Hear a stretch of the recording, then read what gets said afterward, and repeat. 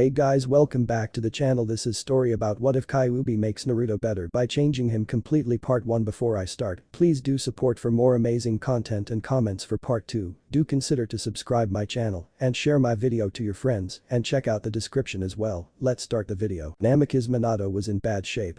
The Kyuubi no Kitsune was only minutes away from the borders of Konoha, and he had only been able to come up with one way to get rid of it.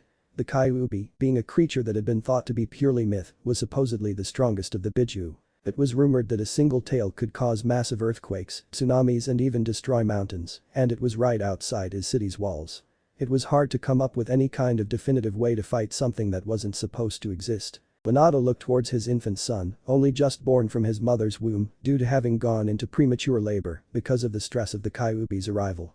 She hadn't even lived but a few minutes after due to the blood loss. She had only lived long enough to hold him until Minato arrived and told him she still wanted to name him Naruto after the fish cake she hadn't been able to stop eating during her pregnancy. He was too frustrated and sad to offer his usual argument. A yondaime of Konoha walked over to his son and picked him up gently, cooing into his son's ear as he lifted him, tears flowing down his own cheeks as he finally admitted to himself he would be forced to sacrifice himself and his own son to defeat the Kyuubi. "I'm sorry, Naruto. I can't ask this of anyone else, can I? I can't ask another to do something that I wouldn't first be willing to do for my own village, right?"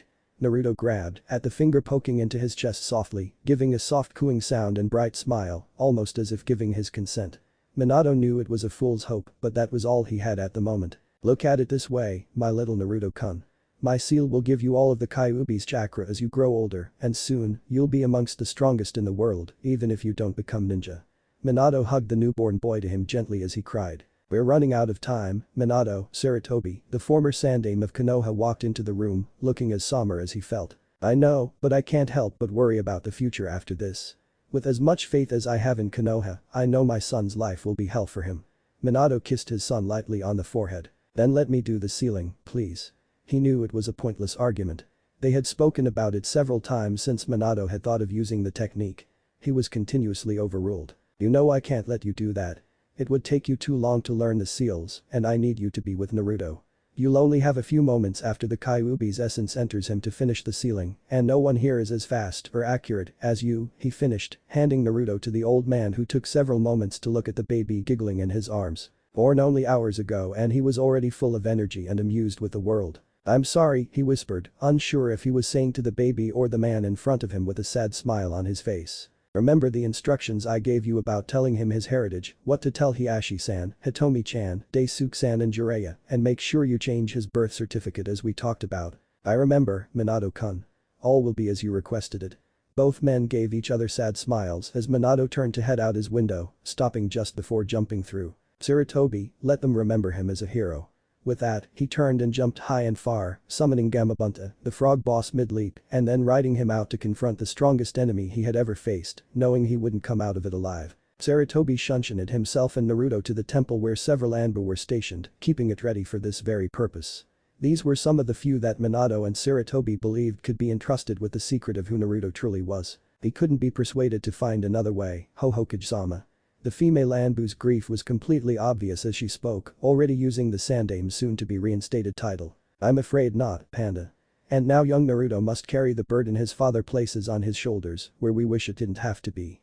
As he placed the curious baby on the pedestal, several of the Anbu lowered their heads in reverence to the man about to sacrifice himself and his only child in an agreement towards the older man's words. It was only a few minutes later that Sarutobi watched as a massive red cloud of chakra flew into the shrine where Naruto lay in wait.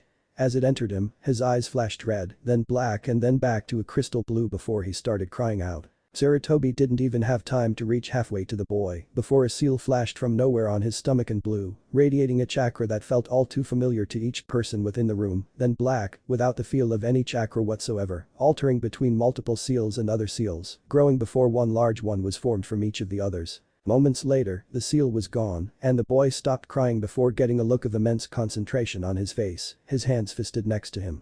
Sarutobi hesitating only a moment and not realizing the look on his face, still shocked at the seal forming on its own without his help, which wasn't what Minato said would happen, picked the boy and held him in front of him. "Naruto, my boy. You are now the hero of Konoha." The boy who gave every breath he took to what? It was at that point that Naruto's look of concentration left his face and a stream of yellow liquid shot out from him and onto the front of the old man. A few seconds later, it died out and the boy began giggling madly. Moments later, one of the Anbu with less self-control than the others failed to hold in a snicker of his own. "Well, it seems you have your father's sense of humor, Naruto-kun," Sarutobi said. After getting agreements from all present to hold the true events of that night secret, especially the bit at the end, they made their way to the Hokage's office, where he began to take care of Minato's last wishes and began his speech as to what to tell the people of Konoha about their selfless leader's sacrifice. Despite the events of the night, Naruto's presence made those who witnessed the end in that room feel just a little bit lighter. Sarutobi's only comfort with regards to the seal having formed on its own was that it radiated Minato's own chakra. Had it not, he would have been more worried. He could only assume that it naturally formed to restrain whatever entity was sealed. Assume and hope, anyway. Why the hell can't I get this to work? Uzumaki Naruto sat on the shore of the little stream with a thwomp as he tried to figure out why he couldn't stand on water the way the scroll described. He'd gotten this scroll just over a week ago, much like the several others he'd been given before. It, like the others as well, were left in his home with absolutely no clues left as to who had left them, though all but the sealing scrolls had a group of people at the bottom giving peace signs. It had become such a regular occurrence that he wasn't worried when he got them, but it always bothered him that someone could get into his home without alerting him. Many of the citizens of Konoha had tried that very same thing in the past, and he learned very quickly to wake up. He just couldn't figure out why this person could. Maybe next time, he'd leave a note for his mystery scroll giver asking for another attack jutsu scroll. "I've told you already, whelp, your chakra output is far too uneven. It comes out of you in pulses, so to speak, and that is why you can't stay without using far too much chakra." Yay. But we've already figured that much out. What I can't understand is why I can't get this with a constant flow of chakra when I was able to do the tree climbing exercise without too much trouble. It's basically the same thing, just a steady flow, rather than placing a certain amount to my foot and maintaining it. That's just it, you put a certain amount on your feet and it acts like a suction cup and keeps you there. With this, you have to maintain that certain amount but keep expelling it. You know this already. Naruto sighed as he was told, far from the first time, that very same thing. "Alright, Kyuubi. I got ya. Why don't you try working on the meditation exercise? Maybe if you can become more attuned with your chakra, you will be able to handle it better. Right now, all of your chakra is in a raw state. The meditation would allow you to feel it better and let you work with it better, just as its description pointed out," the Kyuubi offered sardonically. They both knew his chakra was a little more wild than the average person's, thanks to having the Kyuubi sealed within Naruto, but the boy had come incredibly far in controlling it, though he wouldn't admit to that freely. It was just delicate things like this that caused him trouble. There was so much chakra that it tried to come out of him in a rush in little pulses, where some would be a touch more concentrated than the bit before and after it.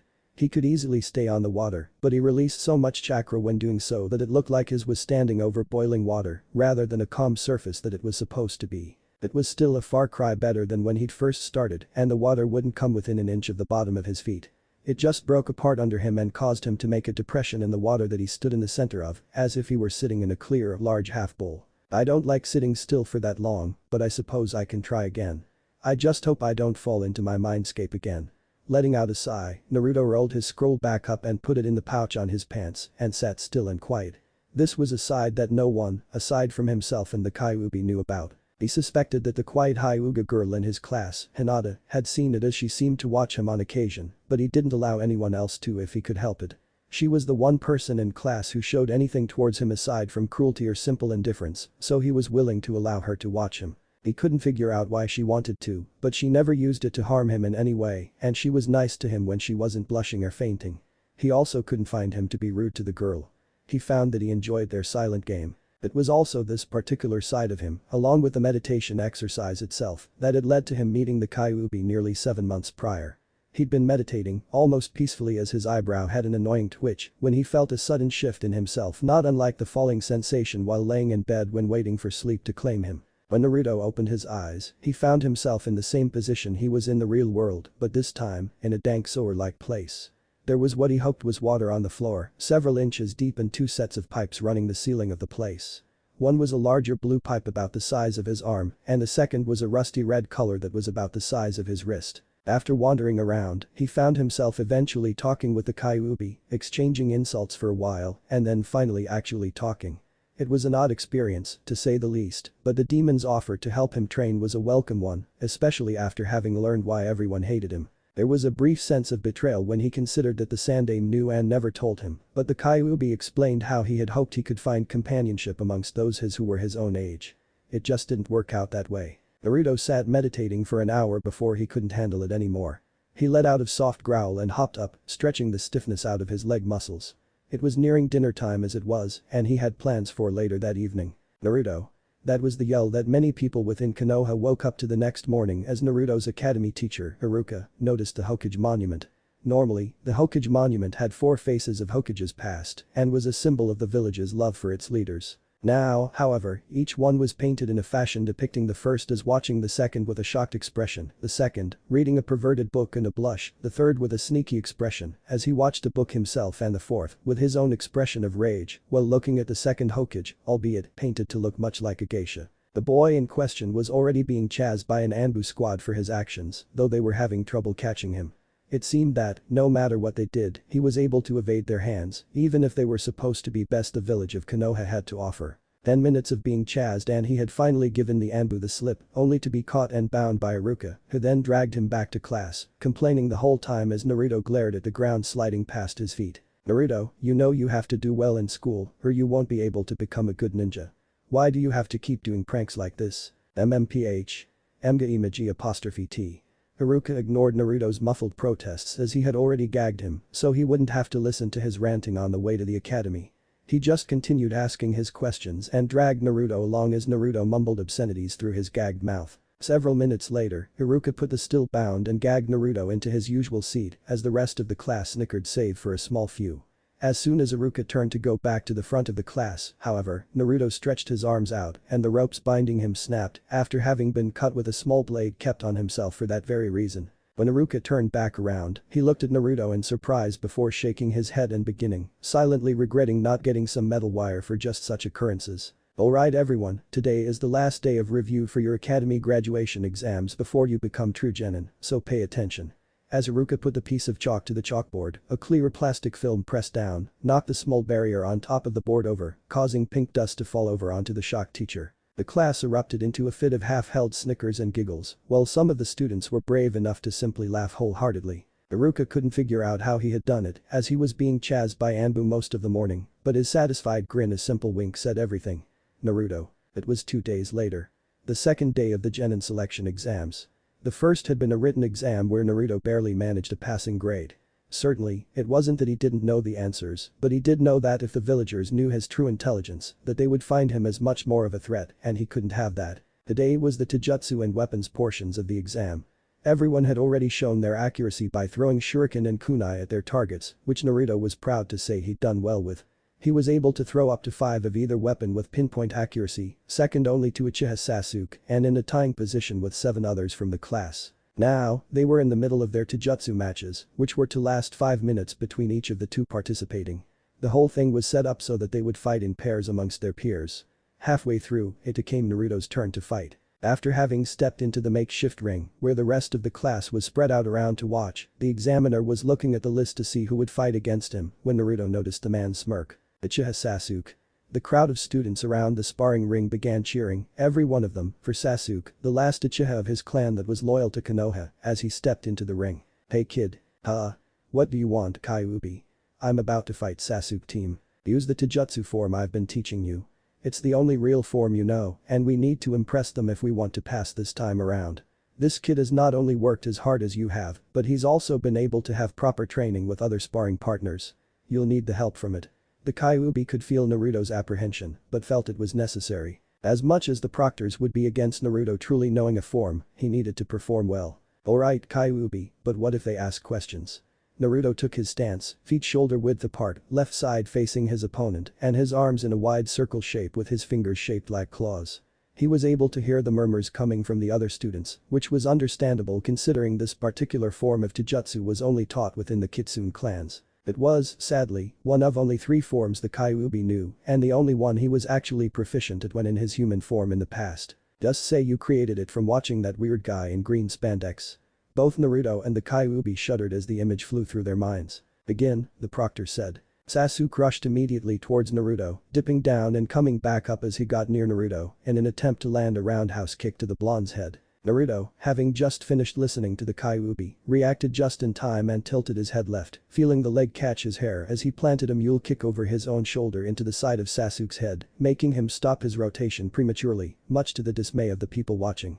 None of them expected Naruto, the dead last of the class, to even land a hit on the Uchiha. Sasuke pushed himself off the ground hard as Naruto rushed in and attempted another kick to the boy's head on his way up, only barely missing. What the hell? Since when was he able to land so much as a hit on me? Naruto followed Sasuke and landed a punch on Sasuke's stomach, though Sasuke had already begun pulling himself backwards to minimize the strength. In response, he grabbed Naruto's hand and spun, throwing him over his shodan onto the ground a few feet away. Just as he landed on all fours, he rushed back toward Sasuke, becoming upright again and jumping when he was just out of Sasuke's reach, who'd already pulled a fist back to punch the blonde. Too slow, Sasuke team. Naruto came down and landed a kick to the back of Sasuke's head as he spun forward in the air, causing him to face plant into the ground hard, making his lip to begin bleeding. Getting up, Sasuke wiped the blood from his chin and scowled. He ran forward and punched Naruto in the face before ducking down and sweeping the legs out from beneath him, then rolling over and landing a kick to Naruto's stomach, knocking the air out of him. You know, when I said to use the kitsune forms, I meant to use it more than just the opening stance, the Kyuubi groused. Sorry, he caught me by surprise, but I'll start again. With that, Naruto and Sasuke both leapt back up and stood several feet away in their stances of choice.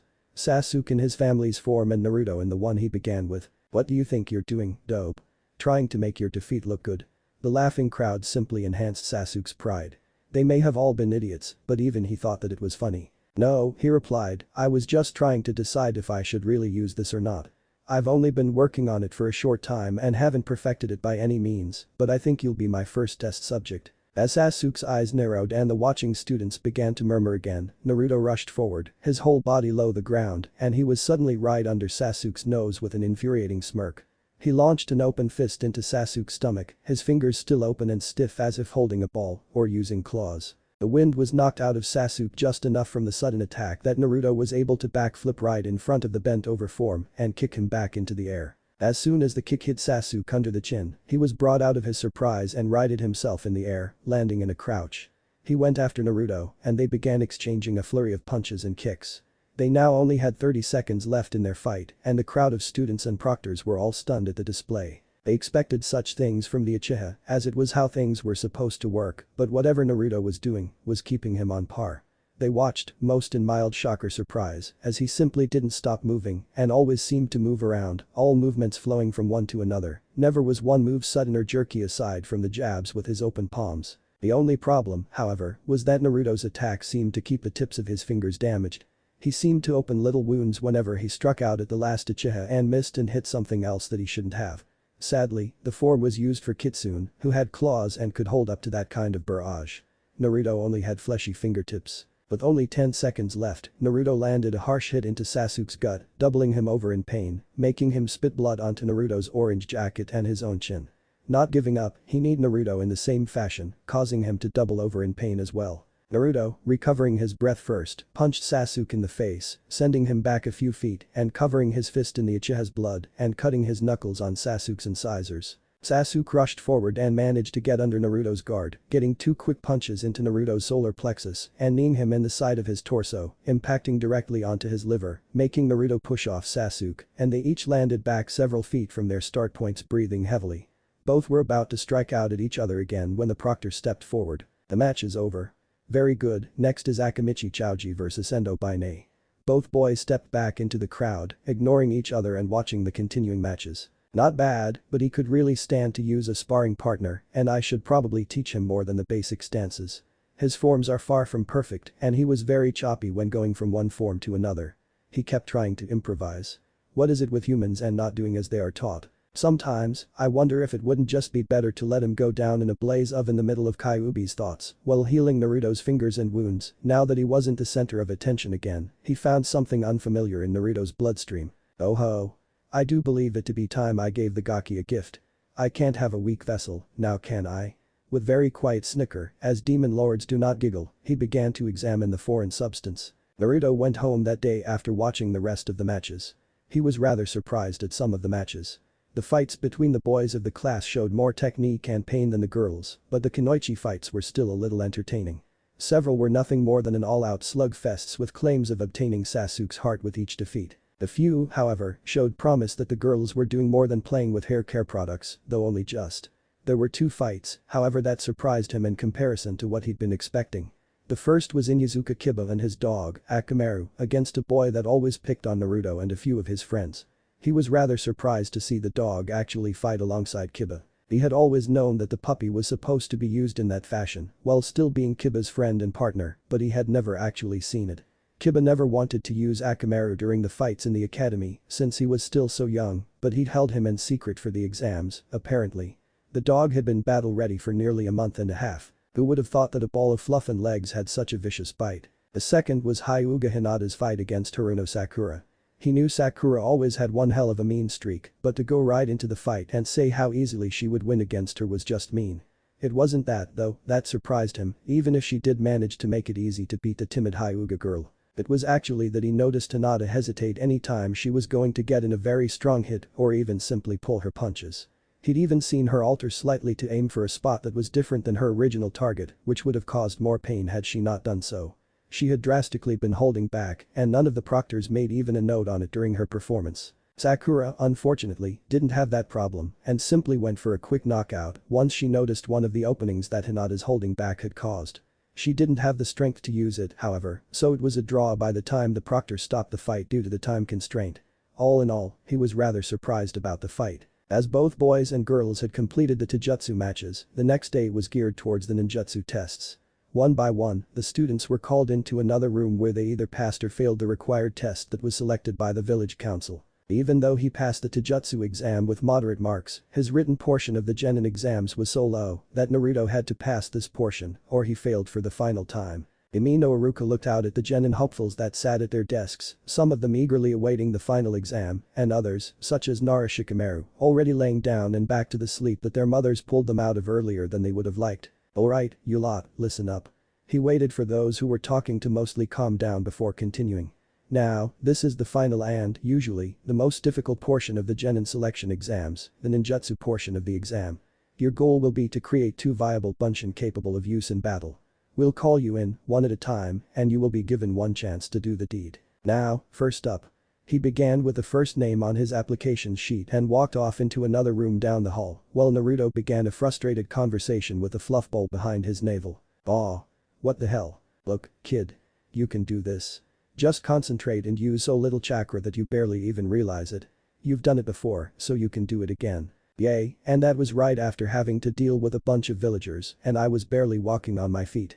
Iruka didn't even scold me for falling asleep in the class. Naruto was beginning to get worked up. He had only managed to create a bunshin once before, unless he created them by the hundreds, and they were specifically asked to make only 2 of them. Besides, you know I've tried to use as little chakra as possible. I just don't have the control for it. I can't use so little chakra because yours is mixed in and far more potent than mine.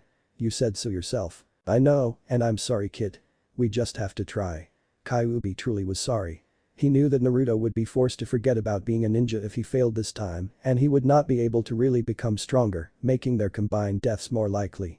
He had been given 2 other attempts, and, sadly, this was the final time during the year he had a chance. They would force him to leave the academy and go to normal classes like those who didn't want to be ninja.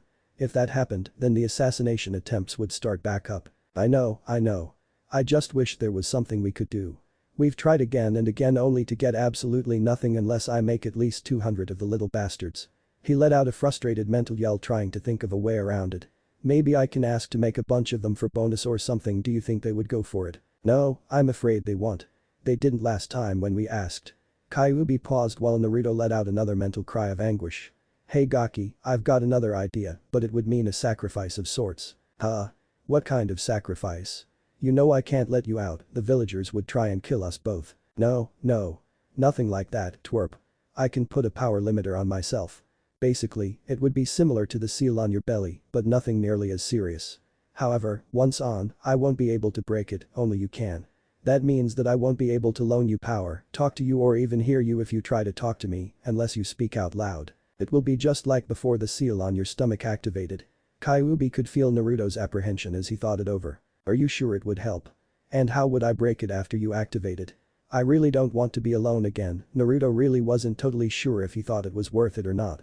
Sure, he'd have a better chance with the jutsu, but how long would he be without Kyuubi? And if he couldn't accept Kyuubi's power, would Kyuubi still be able to heal him if the villagers got overly anxious again? Yes, it will help, though I honestly don't know by how much since it will be very weak so we don't hurt ourselves later. It is basically going to put me to sleep and lock most of me away. I know a little bit of my power would still flow through you, as it can't be completely stopped, but it shouldn't be overly much. And, to break it, you would have to punch through it on your own, or I can break it if I am forced awake, either of my own ability over time, or if something happens to you, that will cause a drastic emotional response within your body that wakes me up, since I can feel your emotions somewhat, or if you try to break it hard enough, which shouldn't be too difficult. So, is it safe? For the both of us? And how long would it take you on your own? The way Kyuubi spoke about it, Naruto was beginning to think it wasn't overly dangerous. Not too long, but I don't know for sure. My chakra will constantly work against it, weakening it, and I won't make it too strong, so it would just depend on everything from when I put it up to when it breaks. If anything dangerous comes about, that should be enough to awaken me. I would say it would only last 2 or 3 days at most on its own, otherwise it would be too strong now that the Shikifuin seal is activated. Kyuubi gave Naruto a few moments to think it through as Iruka pulled out the 23rd person for the ninjutsu test. Do you want to try it? All said and done, I would recommend it. Alright, Fuzzy, let's do it. An irritated growl at Naruto later, Kyuubi spoke up. Alright, brat, just remember I'm doing this for your graduation. Now shut up and hold still. See you when it breaks. Naruto heard the Kyuubi chanting very lightly, almost thinking he was purring or growling, before he felt the slight warming sensation of Kyuubi's chakra flare for the briefest of moments, almost not even enough to feel before he felt suddenly empty. Kyuubi? Are you there? Naruto paused for a few moments to wait for a reply before realizing it wasn't coming. He really was alone again. I hope this works, he muttered, sighing lightly. A few minutes later, he heard his name. Uzumaki Naruto. He got up and followed his sensei out of the room and into the one across the hall, where Iruka took his seat next to the silver-haired Mizuki, his teaching assistant. Alright, Naruto. You know the drill. 2 battle-ready bunshin and you pass. Naruto nodded his understanding before deciding that asking never hurt and every chance would be beneficial. And I do extra bunshin for bonus. As Iruka shook his head no, Naruto hung his head slightly. Alright, here we go, then. He gathered as little chakra as possible, only doing what he knew he needed to do in order to channel his chakra and doing his hand signs for the bunshin before pushing the chakra as he was taught with so little actual chakra that he didn't even feel the pull. Bunshin no jutsu. Twin puffs of smoke appeared on either side of Naruto. He was immediately pleased with himself, knowing he used the smallest amount of chakra he could ever hope to pull from his core and still had some come out. However, once it cleared, his proud smile vanished into a look of horror as he noticed his clones on the ground, pale and looking to either be dead or so sick they would be about to die if they were real people. Naruto. Iruka began, you fail. Iruka had a slight twinge in his eyebrow as Naruto failed to produce the required clones of himself. He knew Naruto was capable of it as he had done it before. His moment of anger towards Naruto for not doing his best quickly turned to shame and guilt as he realized Naruto's eyes shone with repressed tears. Iruka, perhaps we could let him pass, Mizuki asked. He did, after all, create 2 bunshin that would catch an enemy's attention. Iruka felt even more horrible when he noticed Naruto's hopeful expression. I'm sorry, Mizuki, Naruto, but neither of those bunshin would fool even the dumbest of enemy ninja. I'm sorry, Naruto, Naruto. Iruka couldn't finish as Naruto turned and fled from the room. Naruto sat silently on a swing in the shade of a large tree in the yard of the academy. It was one of his favorite places to sit and think or just simply be alone on the academy grounds. Right now, however, he sat there, watching as all of the students who'd taken the exam and passed. Every single one of them except for him. That's my boy. Tonight, Mom's making your favorite for dinner. We're both really proud of you. Look, Mom. I'm going to be as strong as Dad now. You've made your family proud today, son. We're going to take you and your sister out to whatever restaurant you want. Tonight is all about you. He listened as several families joined in the happiness of his peers' achievements. He couldn't help but think about his own parents and the usual questions of where they were, if they were even alive, if they had left him because of Kyuubi, or if he'd simply been lost from them somehow. With Kyuubi sealed up, he couldn't even talk to the only one who'd been his constant companion for the past 4 months. He could also hear the other voices. The ones who talked about him. The voices that he couldn't block with his usual mask as he sat there, completely enveloped in sorrow. He merely kept his eyes closed, letting the words wash over him. Look, over there. It's him. They say he's the only one who didn't pass. Yay, it's a good thing, too. They should never have let him join the academy, that dem, shh. It's forbidden to talk about. Naruto was shivering in anguish. The glares and words coming from the villagers who hated him were becoming even stronger and he couldn't take it anymore. He was about to get up and leave when he heard soft footsteps coming up beside him. Naruto turned to look and saw Mizuki standing there, but failed to see the lavender-eyed girl who was just as sad as he was that stood watching him from a distance. You know, Naruto, Iruka didn't fail you because he hates you. He did it because he cares about you. Naruto couldn't figure out the relation of failing him and caring for him. What do you mean, Mizuki-sensei? Mizuki sighed and looked over the family celebrating on the courtyard. Iruka was a lot like you as a child. He acted up in class and didn't do very well because he wanted attention. He, too, was an orphan because the Kyuubi killed his family when it attacked. He sees a lot of himself in you and he doesn't want to give you something that you didn't earn. He doesn't want you to get hurt by going on missions and not being up to the challenge of going against an enemy and dying. Naruto shook slightly in a shiver as the words washed over him. Iruka was always yelling at him and punishing him, but at the same time, it actually was only when he'd done something wrong. It doesn't matter anymore, Naruto said, dejected still, I still failed the test. I have no choice now but to go to normal school. The disgusted face Naruto made as he sat the last two words made Mizuki truly laugh. This is too easy. Mizuki thought. Well, what if there was a second way? Would you be willing to do your best to take a secondary exam? The widening of Naruto's eyes was all Mizuki needed for his confirmation. He motioned Naruto to follow him and they both left to a more secluded area to talk, unknowingly leaving Naruto's silent watcher behind. Once they arrived in the training area nearest to the school, Mizuki looked around and began talking again. Alright, Naruto. Here is the deal. There is a program that was designed for students more like the Uchiha and other students who are more like you. For one reason or another, they were unable to pass the normal genin selection exams but, he stressed the word but to make sure he had Naruto's attention with it, you have a sponsor who believes in you. What?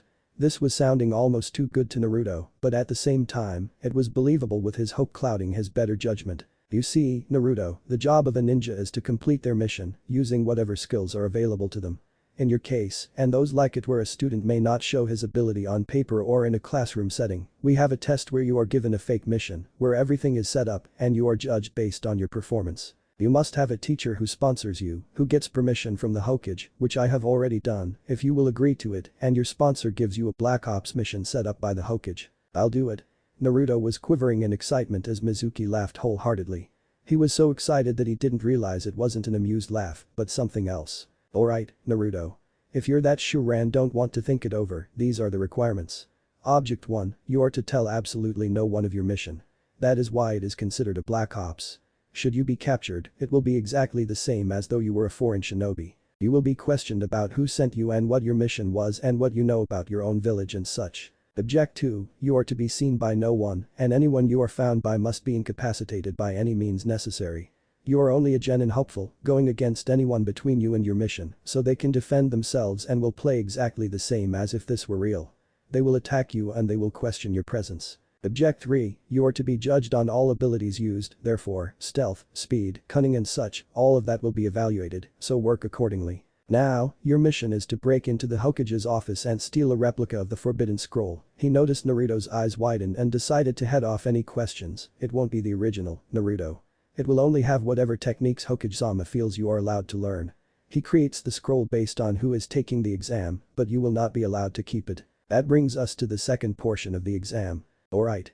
I'm listening. Naruto could tell this was going to be intense. Good, Naruto. Now, the second part is to learn as much from the scroll as you can and then show me what you've learned. After that, we do the evaluation and I will take the scroll back to Hokage-sama as you are not permitted to allow any harm to come to the scroll whatsoever. Got everything? When Naruto confirmed that he did and summarized the actual mission, Mizuki smiled at him and then explained, in great detail, what the scroll looked like and where to find it before sending Naruto on his way. Naruto silently slipped through the ventilation ducts of the Hokage's office. Years of being chased by villagers and outrunning the Anbu of Konoha had given him an astounding stealth ability and he made sure to incorporate every single iota of his skill in avoiding the guards within the building and make his way through. The Kyuubi was still quiet and blocked, but that had actually worked to his favor so far. His current level of chakra control was higher than it would have been, which included masking his chakra from the guards who were taught to detect such things. Dropping silently to the floor, Naruto went to the bookshelf along the inside wall and opened the hidden wall where the scroll was held. He checked for any traps and, not finding any, grabbed the scroll before closing the hidden wall. He was about to jump back into the air duct when he detected the third Hokage at the door. His own ability to disguise his chakra signature coming naturally kept it at a low enough level that he was too close before Naruto noticed it to hide. "Naruto? What are you doing with the forbidden scroll?" The Sandaime Hokage was coming back to get his pipe and was quite shocked to see Naruto, with the forbidden scroll of all of Konoha's most secret techniques, strapped to Naruto's back. The only reasons he could come up with for taking it all ended badly, so he hoped it was something other than Naruto planning to turn missing nin. Sorry you caught me, old man. I ain't gonna lose my final chance. This is one test I know I can win. Oriak no Jutsu. Naruto disappeared to the Hokage's eyes, and when the smoke disappeared, an incredibly beautiful blonde woman with her long hair and pigtails to either side showed up. The truly magnificent aspect, however, was that she was completely and utterly nude. The older man's eyes couldn't miss the fact that her figure was perfect, or that the truly tantalizing bits were covered in wisps of smoke that seemed to caress her skin. He stood there, wide-eyed in shock as the beautiful woman in front of him turned her head down and looked at him through her eyelashes to speak in a very quiet and hesitant voice. Hokage-sama. Please touch me, the nude girl watched, highly amused, as the great Hokage of Konoha, supposedly the most powerful shinobi in the village, flew back into the wall from a massive nosebleed so strong, it knocked him out. Naruto poofed back into his true form with a grin as he jumped into the ventilation system again, planning on making up for lost time and for having gotten caught. I swear, all of the adults in this village are perverts. He quickly made his way to one of his favorite training areas to complete the rest of his mission. Iruka was laying in bed, wondering if he should have passed Naruto like Mizuki had suggested. It really wasn't that he didn't want Naruto to succeed, as it was quite the opposite, but he couldn't, in good conscience, send him out when he felt it would be practically like sending him out to his death. If Naruto wasn't able to perform such a simple jutsu, how could he hope to pull off the stronger ones? There was a natural order to things where you work your way up from weak to strong. Iruka couldn't help but see the similarities between himself and Naruto. The way they put on a show of sorts to those who looked at them but didn't truly see them, being the class clown just to have people laugh with him rather than at him, and both being orphans. He was perhaps the only teacher at the academy that understood him in any way and didn't hate him for what he carried, and he couldn't help but wonder if he couldn't have possibly tried to help him out in some other way. Maybe spend more time with him on his chakra control exercises, or perhaps work on that specific jutsu one day after class until he could do it in his sleep. Iruka would have continued on his train of thought if a knocking hadn't sounded at his door. Getting up to answer it, he was surprised at who he saw. "Mizuki? What are you?" Naruto's stolen the forbidden scroll. Hokage-sama wasn't all chunin and above at the tower. With that, Mizuki took off, making sure Iruka was right behind him. "Naruto, what have you done?" Iruka put on a burst of speed and pulled ahead of Mizuki while Mizuki was thinking something else. Damn it. I thought everything through so much. How could I forget to tell him to meet me in a set place? If it weren't for that, I could have already found the little brat and been out of here. He was well aware that his only real choice at this point was to follow Iruka, as he had a knack for being able to find Naruto when he didn't want to be found. Naruto finally managed to get to the clearing in the forested training area he was looking for after only 7 minutes of fast-paced running after his run-in with Old Man Sarutobi. He set the scroll down and opened it up, just waiting to see what jutsu Old Man Sarutobi thought he was worth giving. When he looked at the scroll itself, however, he felt a rush of shock and fell flat on his butt. Jai-san, there are so many. Does he really think I'm good enough for all of these? They're so powerful. All of these are high-class jutsu. Naruto read through the several of them before remembering Mizuki said he wouldn't be allowed to keep the scroll. Wait, there's no way I can learn these in one night. One, maybe, but not more. Deciding the jutsu were too good to let go to waste, Naruto pulled out one of his blank pranking scrolls.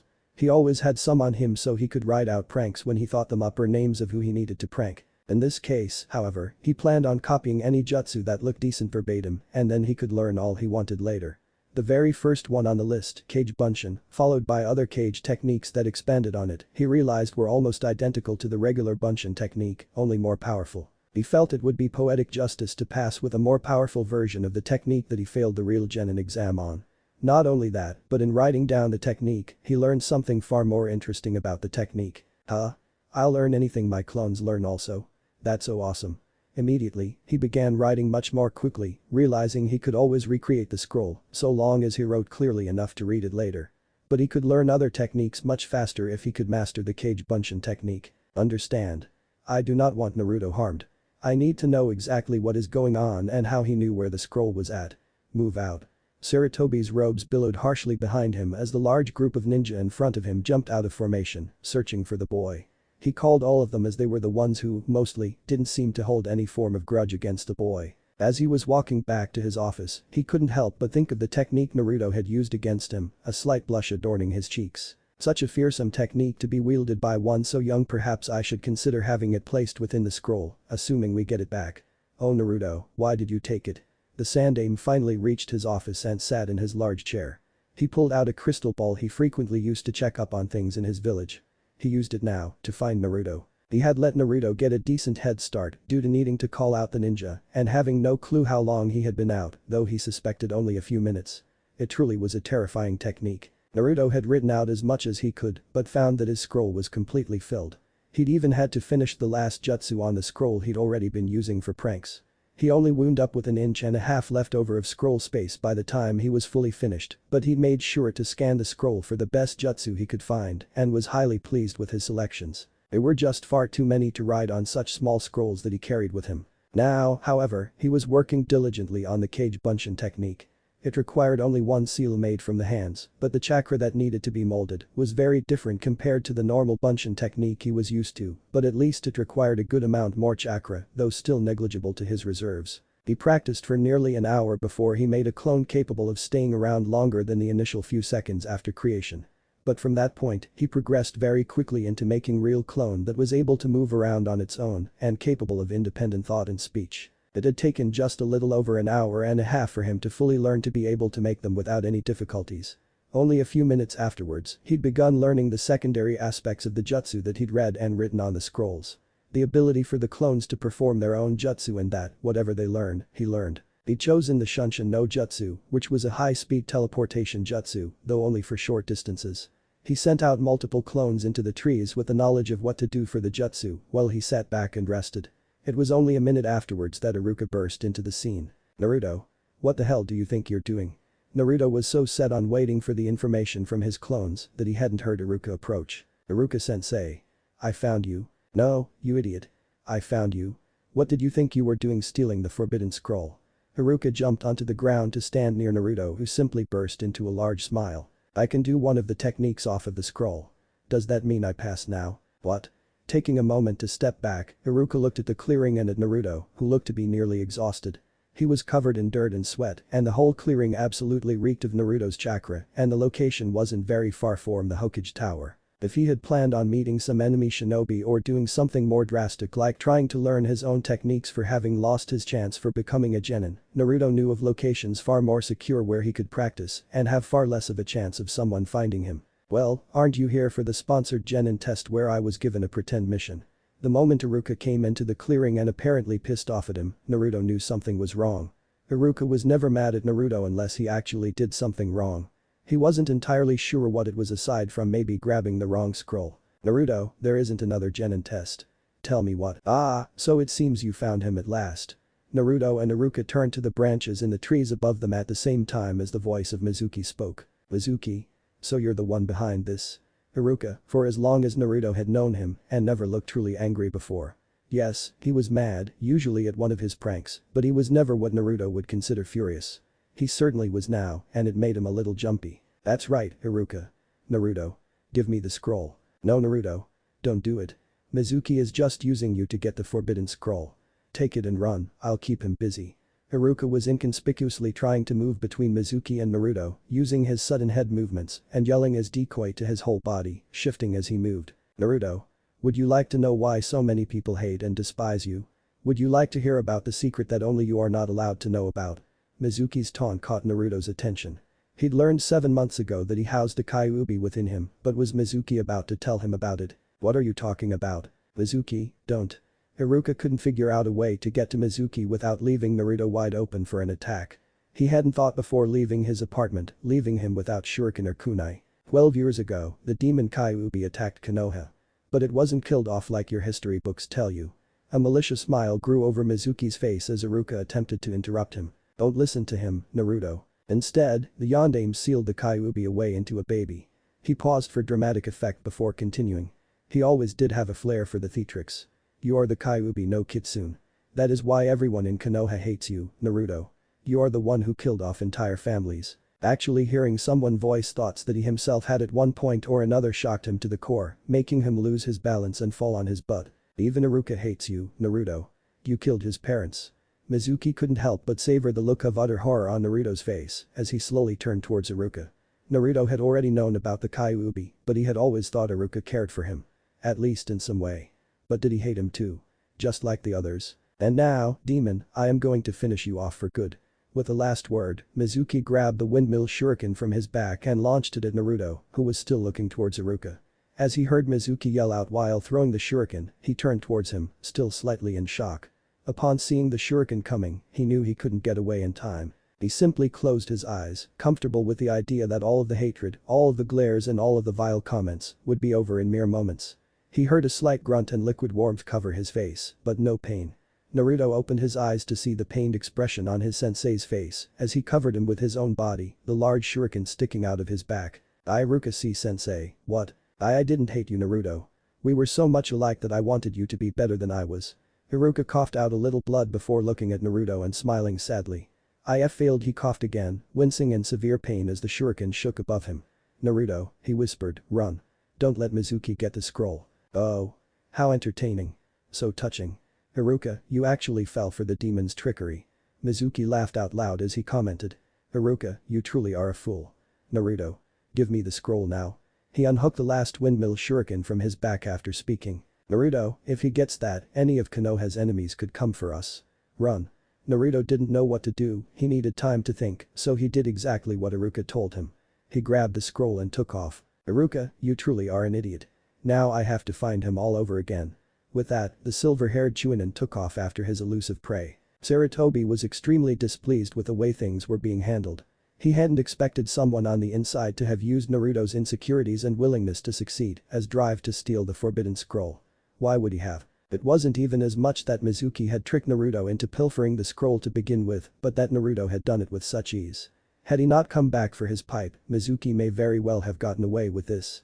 No one would have checked in on the scroll until it was next needed, which could have been months or up until a new Hokage was inducted into office. At first, he was truly quite proud of Naruto for having learned the Kage Bunshin technique.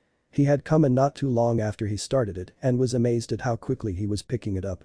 Admittedly, Sarutobi didn't know why Naruto had taken the scroll, but once he realized he was practicing the techniques, he knew it couldn't have been Naruto trying to pull this off on his own. Only a select few actually knew where the forbidden scroll was housed. As crafty as Naruto was, which sometimes scared the old man, he knew Naruto wouldn't have been able to figure it all out in one day, and he would have had no reason before failing the Genin selection exam to actually plan any of this. It was when Mizuki told Naruto about the Kyuubi, however, that he felt worse than anything else that night had made him feel. He remembered a few occasions when Naruto was younger that he had asked why the villagers seemed to hate him or if he had some kind of disease that made the adults pull their children away from him. When this was all over, he knew he would have a lot of explaining to do. He just hoped he would be able to do so. Naruto was hiding behind a tree as Iruka fell to the forest floor. He'd just used a henge to fool Mizuki into thinking he was Naruto, while Mizuki attempted to use a henge of Iruka to fool Naruto. He wasn't sure what to believe right now. First, Iruka knew about the Kyuubi, but apparently didn't hate him, but at the same time, he was always so hard on him. Iruka said it was to make him better, but then, why not do the same with everyone else? You're a fool, Iruka. You saw the look in his eyes as he left the clearing. They were the eyes of a demon. He's going to use that scroll to destroy the village now. You realize that, don't you? Mizuki taunted. You're right. Naruto truly felt the sadness course through him. Iruka truly believed he was the demon he housed. If he were the demon, the Kyuubi, then he would destroy the village. But he is Uzumaki Naruto. A protector of Konohagakure. Naruto will never harm this village. A tear escaped Naruto's eye as he heard Iruka defend him. He truly accepted him. You're just deluding yourself, Iruka. I had planned to simply let you live or kill you after taking care of the demon, but I think I'll kill you now. Die Iruka. Mizuki launched the shuriken he hadn't thrown while they were still all in the clearing at Iruka, a gleeful smile over his face as he watched Iruka accept his fate and not even attempt to dodge. That smile faded, however, when an orange blur came from nowhere and hit the shuriken with a kunai, making it hit to the side of Iruka's shocked head, though only just. Don't you lay a finger on Iruka-sensei. I'll kill you if you do. The seal that Kyuubi placed on himself suddenly broke, allowing his normal power to fill Naruto back up. Mizuki simply seemed amused by the turn of events. What do you truly believe you can do? I'm a Chunin. You aren't even a Genin. I'll crush you in one blow. And I'll return it 1,000 times, team. Naruto put his fingers into a cross chop, his index and middle fingers crossing, while the rest remained curled as he called out his newest technique. Kage Bunshin no Jutsu. Suddenly, the entire forest was covered in smoke, and when it cleared, every available space was filled with a Naruto clone. Amazing, Iruka thought. He was able to learn a Jounin-class technique in only a few hours, and from a scroll, no less. Naruto amazing. Mizuki, however, was nowhere near as thrilled. He gaped at the sight of 1,000 Naruto clones, spinning every which way in hopes of seeing a place where a clone wasn't occupying. What? Impossible. What's the matter, team? Weren't you going to kick my ass? The amplified voice of so many clones, not speaking fully in sync with each other, was mesmerizing. It truly made Mizuki feel helpless. No. Well, then why don't I make the first move? With that, 1,000 Naruto clones attacked the frightened Chunin, barely leaving enough for Ibiki in the torture and interrogation department. Just as he finished, the Hokage showed up with 4 Anbu, 2 of which took Mizuki to the hospital so he could be healed, only to be questioned later. The other 2 took Iruka for healing as well, but not before Iruka decided Naruto passed his genin selection exam, giving him his own headband as a sign of acceptance and trust. That, and a lack of any extras laying around, as he wouldn't taint the experience by using Mizuki's, who he doubted would be wearing it any time soon. Naruto. Team selections are Monday. You had better be there, understood? A smiling Naruto shook his head that he understood while following the Hokage back to his office to explain exactly what had happened. Naruto was a little surprised that the Sandaime allowed him to carry the forbidden scroll back to the Hokage tower. He was comforted by the fact that he could hear the Kyuubi offering little yips in his sleep. Apparently, when he was ready to attack Mizuki, the seal Kyuubi put on broke, just as he promised it would. It just didn't wake up the Kyuubi. The 2 arrived in the Hokage's office after only a short walk where Sarutobi called off the search. He knew he would have to release the details of the night's events to those who were out there searching for Naruto, but for now, he had more pressing matters to deal with. Naruto, I would like you to explain tonight's events as thoroughly as you can, from when everything began at the academy to when I showed up. Alright. He watched as Naruto set the scroll on the desk and sat in his chair before agreeing. Alright. Well, it started out after the graduation exam. Mizuki came up and told me that Iruka-sensei didn't pass me because he didn't want me to go into situations where I would be killed. After that, he told me about how there was a program where some ninja could be given a fake mission, since not all things could be gauged in the classroom, like me and my intelligence. And what do you mean, you and your intelligence? The Sandaime knew Naruto was not as ignorant as he portrayed himself on occasion, but the surprised expression on Naruto's face made him wonder exactly what Naruto had hidden. Well. I can actually remember almost anything after reading it once or twice, so I actually have all of the academy schoolbooks memorized and such. But, I can only memorize it if I find the information interesting. Otherwise, it takes me a couple of times through it. Anyway, if I had done well in the academy, then the villagers would have had more of a reason to hate me and find me as a threat. Naruto shrugged while Sarutobi tried to accept that without making a surprised face. Anyway, I was watching the families of everyone who passed congratulate each other when Mizuki showed up. He told me about a fake mission where I would be evaluated on how well I did, rather than meaningless test scores, and said it would be like a real mission. You would create a fake forbidden scroll with techniques you thought I would be able to use, and I had to learn one technique by the time I was found, or as much as possible. It was supposed to be like taking the scroll for an enemy's location. After that, I was to be evaluated based on how I performed. Naruto grinned sheepishly. I suppose that, looking back on it, I probably should have confirmed something first.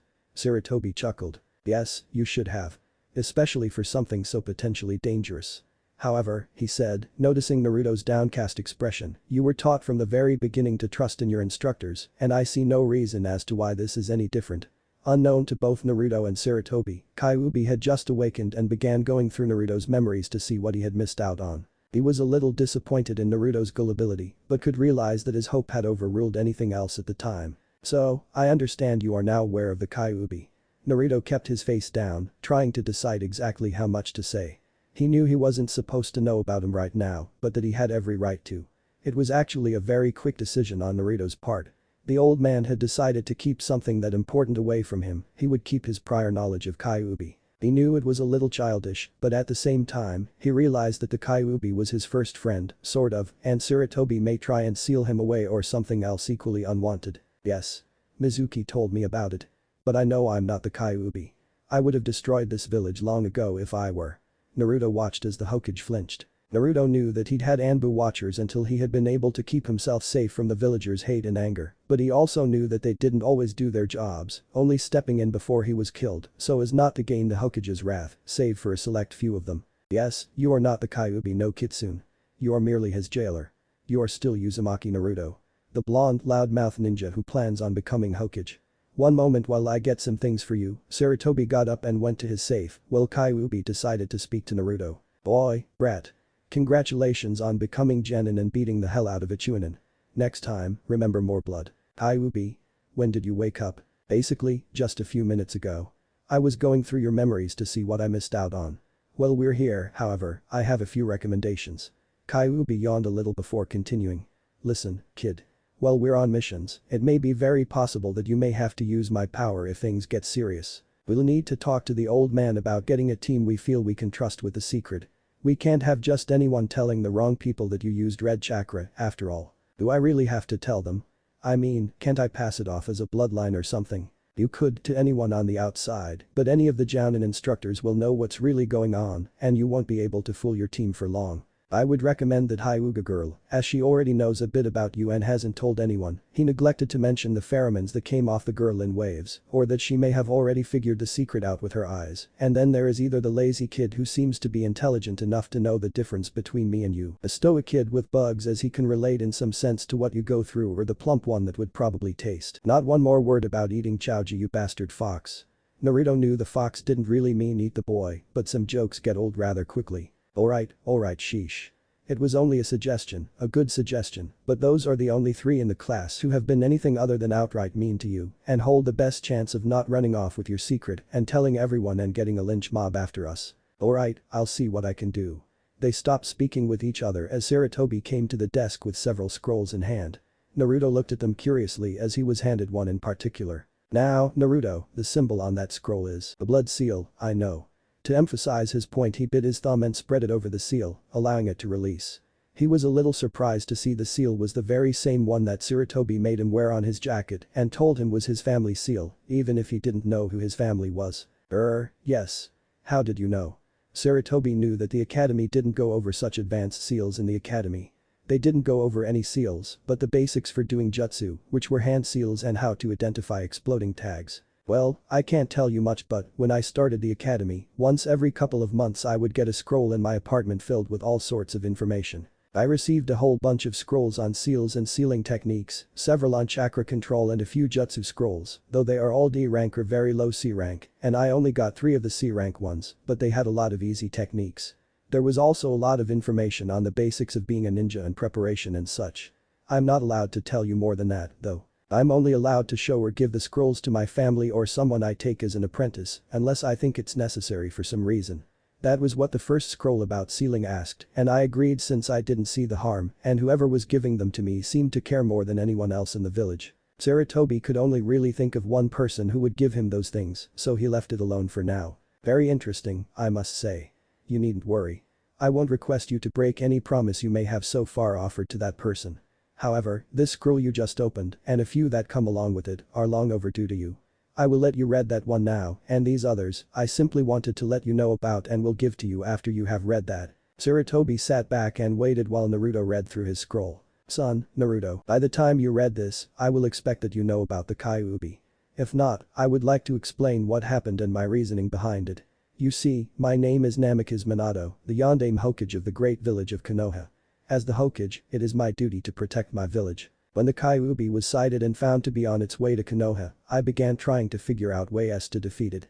I knew that, no matter how many ninja Konoha had and how many great jutsu we, as a village, knew, we couldn't defeat it as we would any other force of nature. Eventually, when the Kyuubi was about a day away from us, I developed a jutsu that would allow me to seal the demon into a vessel. The problem, however, was that I couldn't use any simple and inanimate object, or even an animal, as their chakra pathways would never be developed enough to contain it, nor would their strength of will be strong enough to fight against it. The only thing that would be strong enough would be a human vessel, and it would have to be a newborn, as their chakra circulatory system would grow along with the strain of containing it. Anything else and the Kyuubi would be able to fight against it. I couldn't ask one of the villagers to make a sacrifice I wouldn't be able to make, could I? I had to prove that I was worthy of the title of Hokage by proving I had the faith in my son to beat the bastard fox into submission. That was why I chose to use you as the vessel of the Kyuubi, son. And to be honest, there weren't any other children that were born, though a few could have been pulled from their mother's womb prematurely, but that wouldn't be right to ask that of them. Not as the Hokage. For this, I am sorry, and I would ask forgiveness, but don't feel it is my place to. I can only say that I did what I believed right. If you can't forgive me for that, then I can understand. I know life couldn't have been easy for you, but I have faith in your strength. I couldn't have done this without it. And on top of all of that, with the power of the Kyuubi within you, you will be amongst the strongest people in the world, whether you become a ninja or not. You will have that power, Naruto. I'm sure your mother would be willing to tell you more about me. I've asked her not to tell you who I really am until you were old enough to understand the importance of not telling people who I am until you could defend yourself. If something has happened to her, then I am sorry.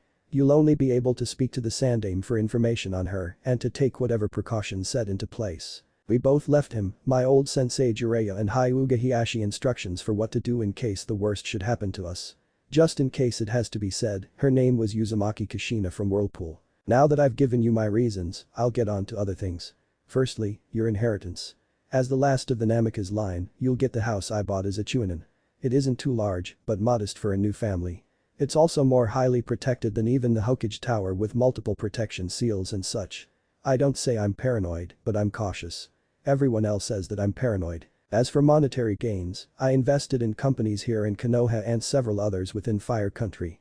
At this time of my writing this, we were a relatively wealthy family, especially with so few of us and, if I may say so, rather brilliant investments. Since I can't give you anything resembling an accurate idea of your holdings, ask the old man wearing the funny hat, Sandaime, if he is still there and you haven't kicked him out of his chair, for an up-to-date statement from the bank. Unless my sealing plot fails, you should have a decent sum. Sandaime or Iro-sensei, sorry, Jiraiya, force of habit, should be able to help you out if you need them. Jiraiya shows up every couple of months and peeks at the bathhouses if you haven't already met him. However, if you meet Jiraiya, keep him away from your girlfriend, fiancé or wife. He's a lecher of the worst caliber and Kushina nearly killed him more times than I think I could count. And I'm not a stupid person. At the bottom of this scroll, however, is another scroll that has a few of my favorite and prized jutsu, just in case you find yourself a ninja and needing them. You can carry on the family name. Well, I started the name since I was orphaned, but you get the idea.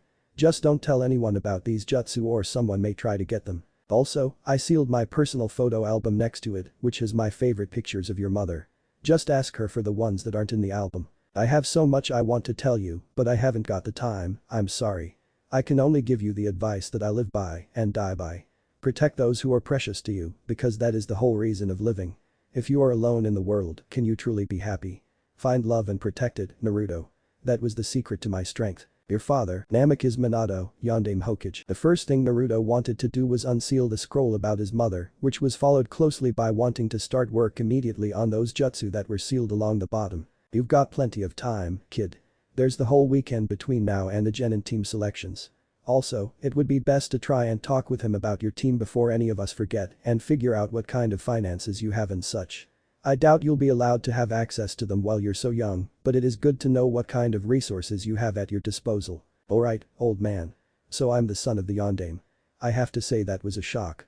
But I'll talk with you later about him and such. I'd just like to know why you didn't tell me before. Sarutobi sighed before beginning. Because of the blood seal, he had no idea of any additional scrolls that may have been sealed within the first and therefore didn't think about anything he should tell Naruto not to fiddle around with and try to tweak. He was a little worried that the boy seemed to take his family in passing so easily, especially when he had questioned him about it so strongly in the past, but decided to take this over potential anger. But he still felt like he needed to explain. Naruto, as you now know, your father is Namikaze Minato, the Yondaime of Konoha. Because of this, and because of his battle prowess as Konoha's Yellow Flash, he had a very large number of enemies. Almost all of Iowa hates him because of his having killed off entire armies with his prize techniques. Sadly, not all of his enemies were from foreign nations. What do you mean, Jai-san? As far as Naruto knew, all of Konoha loved the Yondaime. He couldn't imagine someone, except maybe him, not liking the man. Well, he had several enemies right here in Konoha. As the Hokage, he could overrule the council in several areas. War was one of the biggest issues they fought over. Some wanted to do some rather drastic things like take prisoners and invade some of those countries to prove our strength and such. Fortunately, he was against those actions, but he made enemies by doing so. Even with guards, you would have been at a very large risk, so I gave you your mother's maiden name, or her original family name, as very few people knew of his marriage to her. That was why I told you nothing about this, and why I couldn't allow you to know of the Kyuubi. Children have a tendency to speak about things even when they know they shouldn't. And with as bad as things were for you, I couldn't risk that you would tell people that your father was the Yondaime. I'm sorry, Naruto. Both occupants of the room sighed before Naruto gave a huff and let out a frustrated sigh. Well, I can understand that, then. But, would you promise not to leave any more secrets about me from me? I need to know these things if I'm going to survive around here, after all. Sarutobi nodded. That, I can do, Naruto. Alright, thank you. Now, I've got something else to talk with you about. And what is that? Genin placement teams. I'm afraid I don't understand. You are placed in teams based on your academy grades and standings. That's exactly it. You know, as I've just told you and can prove that I've done far worse in the academy than I could have. Not only that, but I can access Fuzzy's chakra if I need to and will do so if my team is in trouble. Because of that, I need a team that I can trust with this secret. And I know of only 4 people that I can trust with that information. That, and placing people on teams based on their academy grades, is a stupid way of doing things anyway. He mentally smirked at Sarutobi's gobsmacked expression, especially when me and a bunch of others know that exceptions can be made. It's a widely known fact that the older teams of families where they all work together, like the Yamanaka Akamichi Nara group, are pressing to have their own children put into the same teams. They've even been grooming them for it by making them play together and things. Naruto gave a moment for the shocked man's face to register he had taken it all in, before continuing what Kyuubi was letting him know. Am I wrong? Sarutobi sighed before responding. Sadly, no, you are not wrong. So, who do you believe should be a part of this team of yours? I know that Hyuga Hinata knows my real abilities, at least far better than anyone else, since I've noticed her watching me train. Sarutobi raised an eyebrow with Naruto's comment. And you allow her to watch? Well, she's watched me for a while. I mean, I suspected she was there for a little while before I got good enough to sense her in one way or another, and she'd never spread anything about my training or used it against me in any way, he said with a shrug. I just feel like I can trust her, and I feel a little closer to her, and that she could handle it better, since she already knows some of my secrets. Sarutobi nodded and motioned for him to continue. Inwardly, however, he was surprised that the boy had actually noticed her. She's also one of the few people who don't outright hate or mock me, so she isn't as likely to go telling out of spite. The other 3, Nara Shikamaru, Akamichi Chouji and Aburam Shino, usually show indifference, like a few others, but they are the only ones I can think of that wouldn't tell, after letting them know about Fuzzy. Will you stop calling me that? The Kyuubi was not a happy fox. Well, the Sandaime began, surprised he hadn't mentioned the Haruno Sakura girl that he seemed to have a liking towards, based on information from Iruka and those who passed. I know that the Nara boy is out of the question, as he is a part of the group you mentioned, whose parents are pressing to have the same structure as their own old team. Naruto blushed in embarrassment when he realized he hadn't thought of that. The same can be said for the Akamichi, which leaves Aburam Shino. The Sandaime watched in amusement as he whittled away at Naruto's own choices, based on information he himself had already explained. Naruto gave a sheepish laugh. I guess that narrows it down, then, huh? Sarutobi chuckled at Naruto's antics. As adult as his previous statement sounded, he was still only 13 years old. Indeed it does, Naruto. Tell me. Hyuga Hinata would be placed with Aburam Shino and Inyazuka Kiba as a tracking team, since they each passed and have the greatest tracking skills and potential due to their bloodlines. If I am to break this up, I would need some form of valid response to the council. They would not see telling your teammates and they keeping the Kyuubi secret to be a strong enough reason. Naruto went into a thinking pose, in which Kyuubi interrupted him and told him what he wanted Naruto to tell the old man. Well, my senses are better than the average humans. Not quite to an Inyazuka's, but they are very good and I can enhance them drastically as well. My stealth skills are better than any other genins. Look at the pranks I pulled on the Hyuga where I'd had to break into their compound and didn't get caught, or painting the Hokage monument and not getting caught until I'm done. Also, my trapping abilities are one of the best as well. Again, you can thank my pranking. Sarutobi nodded with each of Naruto's points as he spoke and sighed when it seemed he was done speaking. I am sorry, Naruto, but as it stands, it would seem that those particular things are not enough of a reason to have you put onto that team. He watched as Naruto cocked his head to the side and scrunched his eyebrows as if in deep thought. What team would I be on? Do you know? Sarutobi pulled the paperwork Iruka had given him on his beliefs about the team's passing abilities, since he dealt with each child on a day-to-day basis. If everything goes according to Iruka's beliefs, you would be placed with Uchiha Sasuke and Haruno Sakura with Hada Kakashi as jounin instructor. Naruto scrunched up his face as he heard the names. As your academy grades are the lowest, you would be placed with the Rookie of the Year, Sasuke, and Sakura seems to be on the team as support to the both of you for varying reasons. Sarutobi watched as a series of emotions played out over Naruto's face, and he looked to be deep in thought. Either that, or constipated, he really wasn't sure. Kakashi would be used because he has a Sharingan, right? Sarutobi's eyebrow rose, but ignored the knowledge as it was a widely known fact for anyone who knew of Konoha's best. That would be correct. Naruto's nose twitched. He paused and looked like he were deciding on something. Well, no one thinks I'm all that good, really, so you could say that I'd be a liability. If I'm on the same team, considering we both already hate each other, then my being on the team could potentially lead to messing up and the last Uchiha getting killed and Konoha losing the Sharingan. Sarutobi blinked several times before breaking out into a wide grin. Now this was the devious Naruto that he knew. Well, not exactly flattering towards yourself, but I do believe I could use that. Naruto grinned brightly. The idea may have come from the fox behind his fuzzy navel and may have been far more derogatory than he said to the old man, but it was certainly helpful. Yay, I thought so too. Sarutobi chuckled lightly. Alright, Naruto. I have the pull when it comes to matters of war and the formation of our ninja. I'll explain it as the normal tracking team, but that 3 trackers is overkill for the abilities in the group. You'll be considered the shield of the team and protect them from forces that are larger than anticipated. Think of it as saying you're a tank and getting rid of anything that may harm your friends. This will keep your team from being forced into working with another team to balance them out. This will also allow another team, which would have probably been an all-out attack force, have a tracker that still has some moderate attack potential, while letting them believe that the Uchiha will have a better chance of living like you said. Naruto nodded enthusiastically to show his own support of the idea. They then discussed the Namikaze clan house, which Naruto received a key and access to, but wasn't supposed to live in for a little while, except for every now and then, as well as the money that he had. However, since he didn't have access to it, the Sandaime simply stated it was enough to live off of and left it at that until he could actually manage it himself, though Naruto was to come to him if he needed any for whatever he may come across later. The two spoke for a little while longer and put Naruto in the logs for his first successful solo mission before Sarutobi escorted Naruto to the hospital to see Iruka and then home. It was as much to make sure there weren't any lingering ninja looking for him or waiting inside his house as much as to enjoy the night air before going home himself. What's the status of Mizuki? Rijin watched his runner tense in front of him before responding to his query and knew he wasn't going to be happy. All went according to plan until Mizuki met up with the boy in the forest. The boy was far better than expected and had learned Konoha's cage bunshin technique in the interim between stealing the scroll and being found. Are you serious? A genin was able to learn such a technique? Rijin was astounded. Though the technique wasn't too well known, it was known amongst many that the technique required absurd amounts of chakra to function properly. That was the boy Mizuki thought would be perfect for their plans. Did he plan on trying to get him to defect? Yes sir.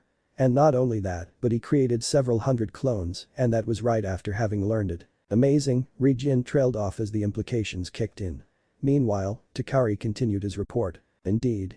However, after Mizuki arrived on the scene, he conversed with the boy and the one known as Iruka. As ordered, I stayed far enough away to be undetected and was unable to hear what was being said, but during the fight, I found it prudent not to tip our hand so we could continue with our B plan, even for the scroll. A smart move, Rijin spoke darkly. Had the man before him alerted Konoha to the final plan, 3 years of waiting would have been lost. Takari shivered and nodded once before continuing. According to Mizuki's last communique, everything else is still in order.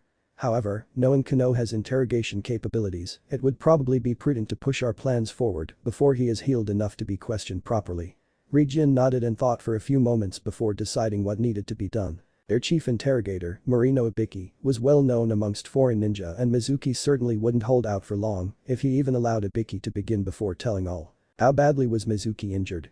He raised an eyebrow as Takari shuddered. The boy had to have created nearly 1,000 clones. Takari tried to think of how to phrase it without having to see it again in his mind's eye. I doubt Mizuki had many bones that were not broken and he was quite drastically hurt beyond that. I would have to say, with Konoha's medical abilities, we would have a month or so to get the mission underway before they feel he is well enough to question properly. Rijin nodded. Perhaps it would be best to eliminate him before he can be questioned. If they find out that we were behind this. He paused before thinking quickly. He had always known this may happen and had certainly had a few contingency plans, but which to employ? He is under too much security to be circumspect about it sir. Whoever goes in would not make it out without either dying or being questioned themselves. I ran a quick surveillance of the hospital where they're holding him and I truly doubt we could make it to him, much less kill him, I'm afraid. That would certainly put a kink in their plans, but perhaps it could work out to their favor. Very well. Mizuki is a lost cause. We should kill him as quickly as possible, but remain focused on our original target. It was the weakest who passed, yes. Hi, sir. Very well. We'll begin in 3 weeks to get it worked out properly so that the target is on the team chosen. Keep an eye on Mizuki and if it seems as though he will heal sooner, be sure to alert me so we can move our plans up. Dismissed. In a flourish of speed, Takari was out of the room while Rijin began to plot his bit to take Cloud back and on the path it should have gone on long ago. Naruto woke up early the next day and thought about everything that had happened the night before while doing his morning rituals. It was when he was thinking about the scrolls his father left for him that he remembered he'd copied a moderate portion of the forbidden scroll in his own pranking scrolls. He had only been able to copy a dozen and a half or so because of the size of his personal scrolls, and copying all of the information for each jutsu had taken up quite a bit of space, leaving him choosing only the ones that had sounded the most interesting. Deciding that he had not taken anything truly dangerous, he felt he would keep them and just seal them away in his own private jutsu scroll. It held scrolls filled with anything he had ever managed to get his hands on, especially considering he was never allowed into the shinobi library. It housed all the scrolls his mysterious benefactor had given him, sealed using the techniques given in those very scrolls, and now his family scrolls and the copied forbidden jutsu scrolls. Anything he had ever been able to get that seemed to be in too bad of shape to keep was copied on fresh scrolls, while the old scrolls were placed in one just for originals. Having the life of an orphan, he found himself as quite the pack rat. Naruto pulled out the letter from his father and unsealed the album that showed his mother and father from within it. He looked it twice, making sure to memorize every aspect. It wasn't much, considering the Kyuubi was on his way at the time and only showed a single picture of all three of them right after his apparent birth, but it sent the message he had searched for his entire life. He truly was loved, even if by a woman long since passed. I know you want to get to all the kick-ass jutsu that is in this thing, but we should work on the basics for now. You're still a little too choppy on this, and it would probably be best to get water walking down before attempting any of them. Aw, come on, Kyuubi.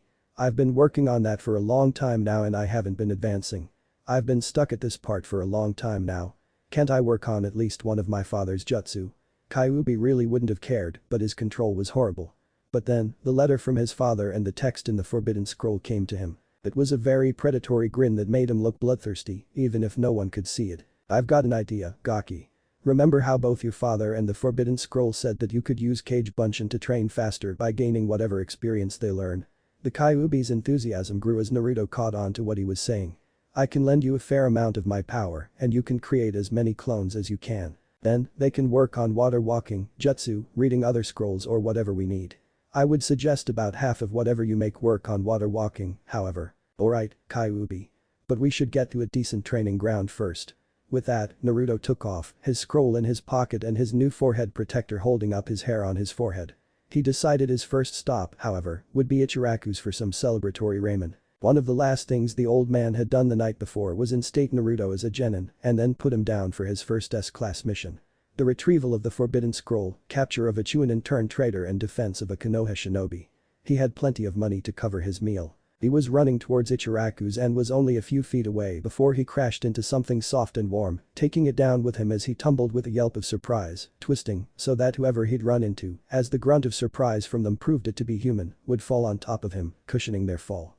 It was a shame he didn't think about the elbows. Oomph. The moment that he landed and knew he wasn't going anywhere, he opened his eyes to see a mass of dark blue hair over a face crunched up in expectation of pain from the fall. Hello Hinata. The moment his voice started speaking, the face that was pale white and expecting fear suddenly flared into a dark red and her eyes opened wide, showing her surprise and shock. Then Naruto-kun. She quickly got up and began pushing her fingertips together.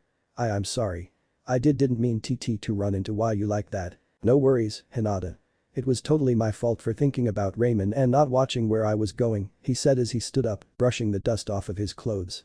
So what are you doing out here so early? No, I wanted to say I was sorry that you didn't make genin. Hinata quickly looked down at the ground from where she had been looking to the side in hopes of not seeing his angry face when they bumped into each other. Naruto simply gave a happy laugh while pointing at his forehead where Iruka's own forehead protector now rested. Ha! I am a genin. He smiled his foxy smile at her as she quickly looked up to where he was pointing and smiled at him. Congratulations, Naruto-kun. Hinata bounced mid-praise, barely resisting an urge to hug him. The feeling had been coming a little more often recently, but she had, thankfully, usually been far enough away to not worry about catching it so fast. How about you have some ramen with me and I'll explain. I'll also tell you who's gonna be on our team. Naruto, not realizing Hinata had a dazed look on her face, simply dragged the bright red girl into the ramen stand where old man Tucci and his daughter, AM, were setting up for the day. Hey old man. 3 bowls of teriyaki ramen and 2 shrimp and lime flavor for me and whatever Hinata wants for my new teammate. Naruto sat down heavily in his usual stool as Hinata sat delicately in the one next to it. You got it, Naruto. So what would your friend like? One tea teriyaki, please. Hinata rested her hands on the counter in front of her and twiddled her thumbs while Naruto began his tale for herself and the two behind the counter, leaving out everything about the Kyuubi and his father and making sure to say as many bad things about Mizuki as he could while keeping it as clean as he thought he should with Hinata listening to Kyuubi's prompting. By the time he was finished, he had finished his 3 teriyaki ramen along with 3 pork, spicy vegetable, chicken, beef and 1 miso, and had just started his lime and shrimp. Hinata still had a few noodles left of her own, having been taught to always leave a little of all portions in her bowl or plate. So, the old man upstairs put me down in the books for my first ever, solo, S-rank mission. Naruto sat back as AM giggled at his antics and Tucci offered him his ramen half price for doing such a great service to Konoha and secretly for having shared it with a new friend. Hinata couldn't help but think of how great he was, though one thought kept intruding on her fantasies, thinking. Oh no, and Naruto-kun. Why do you keep calling me your teammate? She felt a little self-conscious as he looked blankly at her before smiling. Because you are, he said, smiling. I've got secrets that my teammates would have to know, and I knew I could trust you, so I told Jai-sen about it, and he agreed. Also, we'll have Aburame Shino. While Hinata was stuck on the concept of Naruto trusting her with his secrets, both Tucci and AM knew exactly what he was talking about. Having seen the young girl next to him spy on him eating quite often, they knew he'd chosen well in at least one teammate. Naruto put enough money on the countertop to cover both his and Hinata's meals, once again at the Kyuubi's prompting, which embarrassed the poor girl too near fainting again. And Naruto-kun, why you don't have tea to pay for me? Nonsense. I asked you to breakfast to tell you how I passed and that we'd be on the same team, so it isn't a big deal. Right now, I'm planning on trying this stupid chakra control exercise that doesn't seem to get any better, so I'll talk to you later. As he turned to leave, he noticed her poor fingers practically a blur in front of her chest and her face rather red. He simply ignored it as her usual behavior. After arriving at his training area, not noticing the pale-eyed girl watching from a distance, Naruto began his water walking exercises. Hinata's day had started out quite bleak. She had hoped that both she and Naruto would have passed the Genin selection exams and end up on the same team together, then he would notice her and then love her. She blushed deeply in the shower before quickly stepping out and getting dressed. However, with Naruto's failing again, all of her hopes were crushed. Worried that it would be pretty much the last time she would have to speak with him before she was assigned to a Genin team in 2 days, she decided she would go to the one place she knew he would be that morning, at Ichiraku Ramen. After arriving, she was thrilled that Naruto had found another way to pass, and then he said that she would be on his own team because he knew he could trust her. He had a secret that he wanted to share with only her. Well, sure, maybe she knows well, but he did say he trusted her. And that was enough for now. And him buying her breakfast was a good sign as well. Every friendship or anything deeper had to start somewhere. She had to admit, if it had been anyone other than Naruto telling the story he had told, she probably would have been at least a little skeptical. Naruto, however, may have been a prankster, but she didn't know of any one time he had ever lied. Regardless of the consequences. Embellish, most definitely, but never lie. When he told her about his chakra control issues, she knew she would be able to help him, but at the same time, she wasn't sure if she should offer her help. Would he think she didn't think he could get it? Would he not even want her help? Instead, she decided she would follow him and get an idea of what he was doing and what he may have been doing wrong, so she could try to help him later. Following that train of thought, she followed him to his favorite training area, a clearing in one of the more unused training grounds that had a small pond and lots of trees around a comfortably sized clearing. If Hinata had doubted his story before, she didn't after he summoned hundreds of clones of himself. She had nearly begun to hyperventilate when that many Narutos came into sight of her Byakugan. She was glad she was as far away as she was still, or one of those new Narutos would have found her. Alright. You all know what to do. A very loud chorus of hi followed, and then they scattered along the pond and into the neighboring training area, where there was another river that fed this pond from underground. She watched in amazement as each one of them worked for hours in attempts to correct their water walking. She was amazed that each of the clones had their own chakra circulatory systems. Normal clones showed up only as a haze of chakra, but as looked identical to each other. She couldn't tell the real from the multiple fakes, as they all had the exact same amount of chakra which, even with as many as there were, they still held more chakra than herself. For the first 2 hours, she watched as he tried the same things over and over again, which is exactly what she would have told him about doing. He was doing everything properly, so she couldn't figure out what was wrong. She decided to look into his chakra circulatory system with more scrutiny to see if his chakra was flowing correctly when she noticed that his chakra had brighter patches generating very quickly. It was when these brighter patches hit the water that a rush of bubbles came forth. The differences were so slight that she almost couldn't see it even when she began looking for them. Frowning, she spent the second hour trying to figure out what was making the brighter chakra. She wasn't sure how it was happening, but it seemed as though the chakra were more compressed or potent as it was brighter than the usual chakra. Once she found that out, she realized she had no clue how to help him with that. She decided to leave and look over her clan scrolls for anything that may help her new teammate. As she leapt from tree to tree, she couldn't help but smile at that thought. Naruto woke up Monday morning with his body feeling a little heavy. He'd spent almost the whole day after breakfast with Hinata at Ichiraku's working on his water walking exercise and hadn't managed to get any further at all. He'd finally gotten Kyuubi to allow him to work on one of the new jutsu, and it had only taken pestering the fuzzball from dinner until bed and a few hours worth of time in the mindscape after that. He hadn't realized that Kyuubi was so pissed off at the boy that he'd activated Naruto's Genjutsu bracers and increased the weight and planned on doing so constantly at times he knew Naruto wouldn't notice. Payback was a bitch sometimes. Hey Gaki. What do you want, Kyuubi? A couple of things, actually. I need you to come into your mindscape for a few minutes. I've got some stuff to go over with you. Kyuubi waited while Naruto came into the room that housed his cage. What do you need, Fuzzy? Naruto plopped down on the floor in front of Kyuubi's cage while the Kyuubi growled slightly at him. Alright. First things first, suddenly a scroll appeared in Naruto's lap. That is the summoning scroll for foxes and kitsune. I need you to unroll it and sign your name and blood from your finger and then place fingerprints just below it using the blood from your bite wound. Normally, this isn't needed, but I am going to allow you to decide if anyone else gets to summon, so the scroll, and thus you're signing it, are needed. Alright Kyuubi, I got ya. Naruto happily obliged Kyuubi's directions. Once done, the scroll rolled itself up, popped up into the air and disappeared. You just love the theatrics, don't you? Naruto groused while Kyuubi smiled cheekily at him, which looked a little demented from Naruto's standpoint. A bit. Now, other than that, you have a habit of talking to me out loud when you don't think anyone is around. That was all well and good when you didn't spend a whole lot of time around other people, but now that you have a team, you can't do that too much or talk about me too much until they know your secret. So what are you planning on doing about that? Naruto interrupted. I was getting to that, Gaki. Now, Kyuubi is simply a title. My name, before I became strong enough for that title, was Ryoku. I'd like for you to try and start calling me that. It will allow you to talk to your jounin instructor about me while around your friends without worrying about much until you tell them. Just say I was someone you met that helped you out a bit on different things when I was around and could. Alright, I can do that, Ryoku. The large demon fox in front of him smiled, gruesome as it was. Be honored, brat. You're the first human in over 2,000 years to know my true name. Now, aside from that, I'm going to go ahead and show you what to do to summon. Now, perform these hand seals. Ryoku forced Naruto into practicing the hand seals needed for the summoning jutsu over and over again until Naruto could perform them quickly enough to his satisfaction and he could be sure that he had them memorized. Alright. Now you've got that part figured out.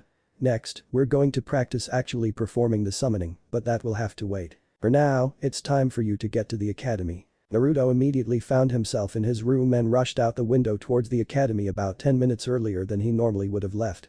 When he arrived, he was actually the only one in the classroom.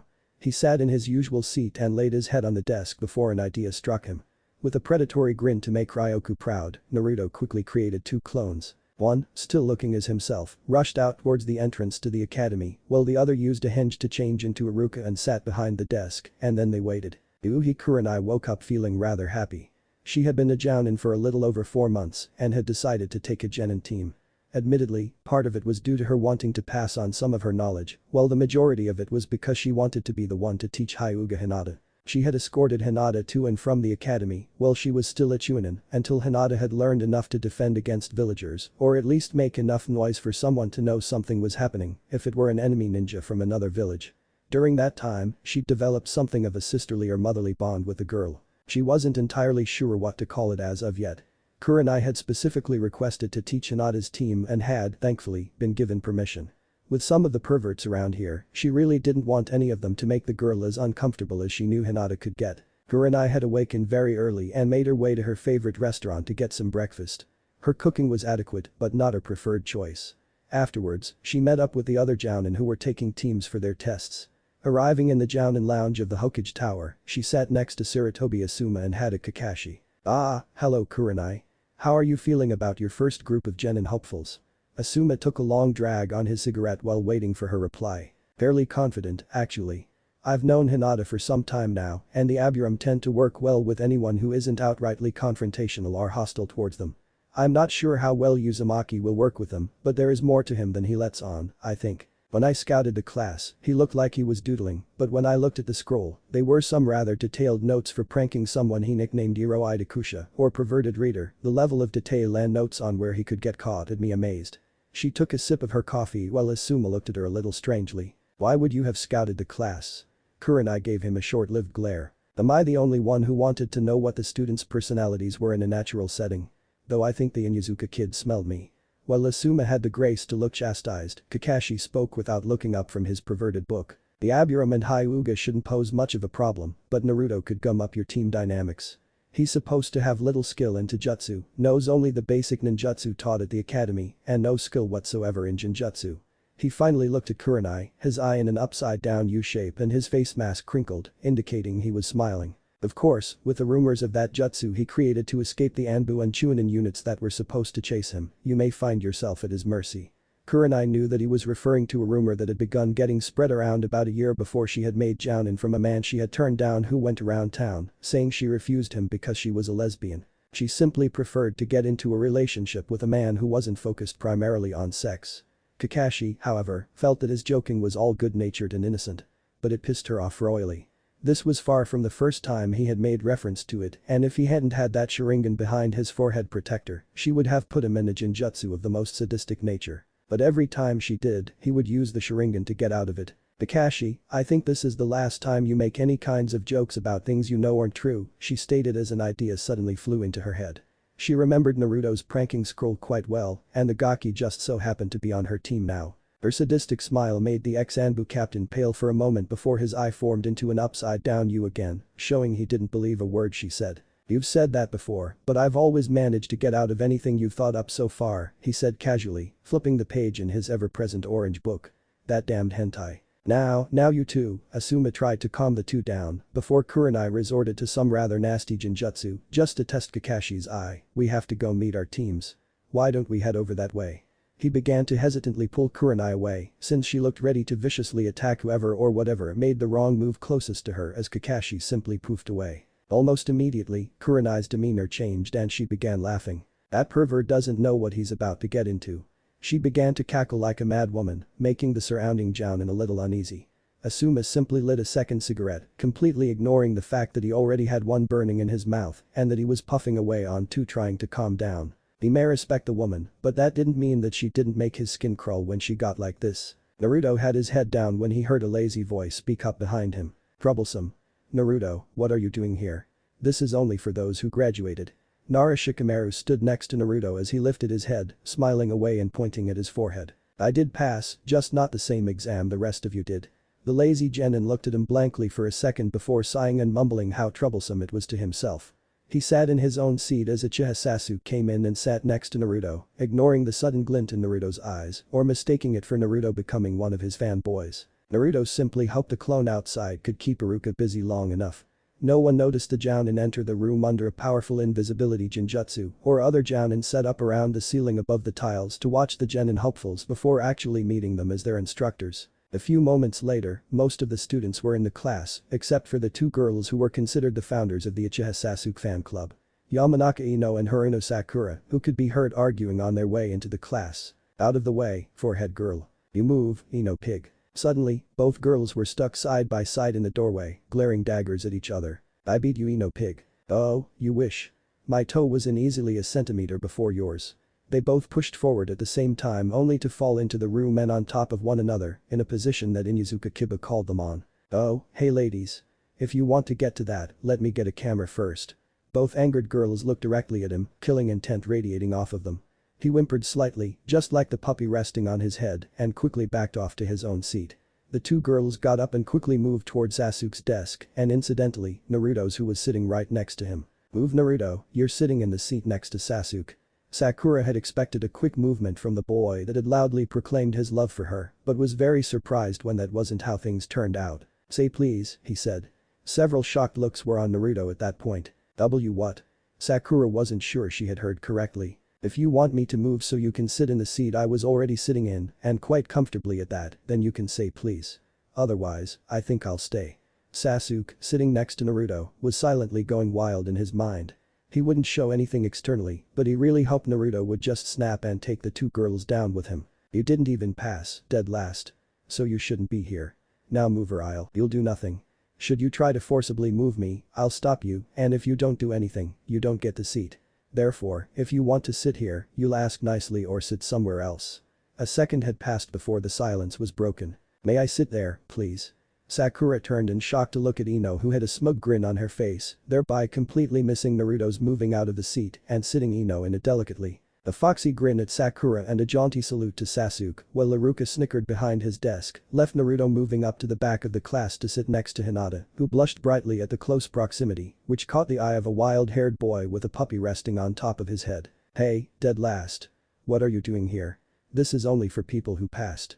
Inuzuka Kiba was usually one of Naruto's co-conspirators when it came to breaking out of class and pranks, but he was notoriously known for fixating on women and peeking into the women's bathrooms in hopes of seeing something naughty. The blushing girl next to Naruto found herself the target of his peeking expeditions more often than not, though he'd never found himself successful. The fact that she was widely known for having her own crush on the blonde-haired boy next to her, which Kiba took as an offense. Friendships didn't matter when it came to proving he the alpha was in Kiba's mind, since his family thought as a pack, much like their canine companions. Well, dog breath, Naruto smiled widely as Kiba fumed, it just so happens I did pass. He pointed at the hit I ate on his forehead as proof. Yay, right. You're just pretending to be a ninja so you can feel important. You probably got that thing from a costume shop. Kiba opened his mouth to continue his tirade when the clone behind the desk currently under a hinge interrupted him and got things going. It wouldn't do to have their prank ruined before it could be completed, after all. Alright, you guys. Sit down. I'm calling out the first team. The person that all of the students save for Naruto and the two who noticed that it was a hinge, namely Hinata and Shikamaru, who were both waiting to see what would happen along with all of the jounin. Once everyone was settled, the clone began. Team 1. Haruno Sakura, Yamanaka Ino. It paused as the two glared at each other and looked at Sasuke for his reaction and watched as his eyes widened in horror. And Uchiha Sasuke. The two girls yelled their enjoyment and Sasuke jerked back in fear, his eyes wide and his whole body shaking. He began to sputter incoherently and shake a little harder as it sunk deeper into his mind. Both girls rushed the cringing Uchiha and latched onto either side of him while lightning crackled as they threw glares at each other. Suddenly, both Iruka and Naruto began laughing. Most of the class, save for the two who smiled knowing what had happened, looked on in curiosity. When the Iruka at the desk poofed and turned into Naruto, the class looked in on shock until the real Naruto spoke up. Boy, you lost your concentration. The clone looked at him in happiness. Well, that was funny. I mean, did you see the look on his face when he thought he'd be stuck with both of them? They both laughed again before Sakura voiced the question on everyone's mind. Naruto? What the hell is that? Naruto took a second to wipe the tear from his eye before speaking. Well, I can't do the normal Bunshin jutsu because I can't use that little chakra on a technique. I mean, I still haven't even been able to get water walking right. All of the jounin were surprised that Naruto even knew of the technique, much less had been practicing it, so I got a better technique. It's the same as the Bunshin no jutsu, but the clone is a physical copy and can perform his own jutsu and think for himself, called a cage Bunshin. Also, the best part about it is Naruto was interrupted by Iruka coming into the room with a Naruto dragging behind him, still attached to his legs, where he was attempting to stall Iruka a little longer. Iruka-sensei. You can't go in yet. Oh hello everyone. The Naruto clone offered a sheepish laugh before disappearing in smoke. Naruto. Iruka wasn't overly happy. He hadn't thought to bop Naruto on the head. Naruto was oblivious to Iruka's obvious anger and replied as though Iruka had simply greeted him. Hey, Iruka-sensei. Have a good morning so far. Iruka glared at Naruto, unsure of what Naruto had pulled before he showed up. Warily, he checked his clipboard and the desk before leaning against it and beginning his explanations to teams. Alright. First things first. Team assignments were a little odd this year, so listen up. Team 1. Naruto looked around while the students he listed off were paired and assigned. He only began paying attention when Iruka mentioned his rival, who was still glaring at him in anger. Team 7. Haruno Sakura, Inuzuka Kiba and Uchiha Sasuke. Team 8. Aburame Shino, Hyuga Hinata and Uzumaki Naruto. Team 9 is still active from last year, so Team 10 is Akamichi Choji, Nara Shikamaru and Yamanaka Ino. Iruka began to explain the duties of a genin and what would be expected of them and their teams. Naruto tried to pay attention, he really did, but found the speech to be excessively droll and boring. Instead, he looked over to his teammates. Shino was simply sitting still and quiet, showing no reaction, while Hinata appeared to be almost giddy. He narrowed his eyes slightly, trying to figure that out as he looked forward. Deciding to try and figure it out later, he began flashing through the hand seals needed for the summoning technique under his desk so no one could see them, completely unaware of the Jinjutsu mistress who was watching him curiously. She'd seen those hand seals before but couldn't recall where or what they did. "Alright you lot. You get 1 hour for lunch today and then you'll come back here to meet your Jounin instructors." Iruka watched as everyone filed out, waiting for the Jounin to come in to talk to him. As each Jounin filed into the room, save for one that he really wasn't expecting, Iruka sat at his desk and got them all started. "Alright, so what did you guys think so far? I'm glad Naruto isn't on my team. Those pranks would kill me after not too long." One of the Jounin from nearest the door laughed as he considered it, along with several others. "That reminds me, did he do anything to my desk or anything? I can never tell unless it's something he leaves for me to notice, so I don't see the real trap, usually," Iruka mumbled, eyeing his desk warily again. "No Iruka. He simply used a cage bunshin, used a henge to look like yourself and scared the life out of the Uchiha, making him think he would be paired up with his 2 loudest fangirls." Kurenai had to hand it to the man, he wasn't above laughing at the misfortune of his own students. The Jounin sweat dropped as Iruka laughed heartily at the sight in his head. "I should have expected something from him, but I didn't think he'd already be putting it to use for pranking." Kurenai decided to get the ball rolling and asked if there had been any last-minute changes in her charges before leaving, ignoring the looks from the other Jounin, as they hadn't already thought to come ahead of time and ask him their questions. She had some payback to schedule. Naruto walked up to Shino, his closest teammate, to introduce himself properly. "Hey there. I'm Uzumaki Naruto."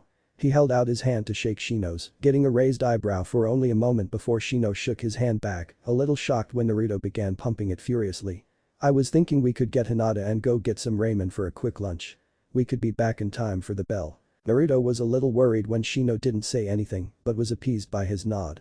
The two only had to go a few steps to meet up with Hinata, who looked as though she were debating with herself about something. "Hey Hinata. Shino and I were going to go to Ichiraku's for some ramen. Do you want to come with us?" "My treat." "Why yes, Naruto-kun. IW would like that." The three speedily made their way to Ichiraku's, going over rooftop to save time. Naruto was determined to use this time to get to know his teammates a little better. Arriving, Tucci was surprised to see Naruto with a girl from 2 days before and a new boy when they should have been in school. "Hey Naruto. I see you and your friend are back, but who's your other friend?"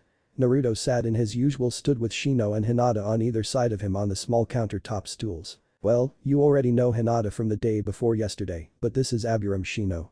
He's the second teammate I told you about before." Naruto didn't notice the raised eyebrow Shino had when Naruto unwittingly admitted to knowing who his teammates were going to be 2 days before they were announced. Which also happened to be the first day of team placement deliberations for the passing genin. "Ah. I see. Well, any friend of Naruto's is a friend of ours. Especially if they like ramen. Haha."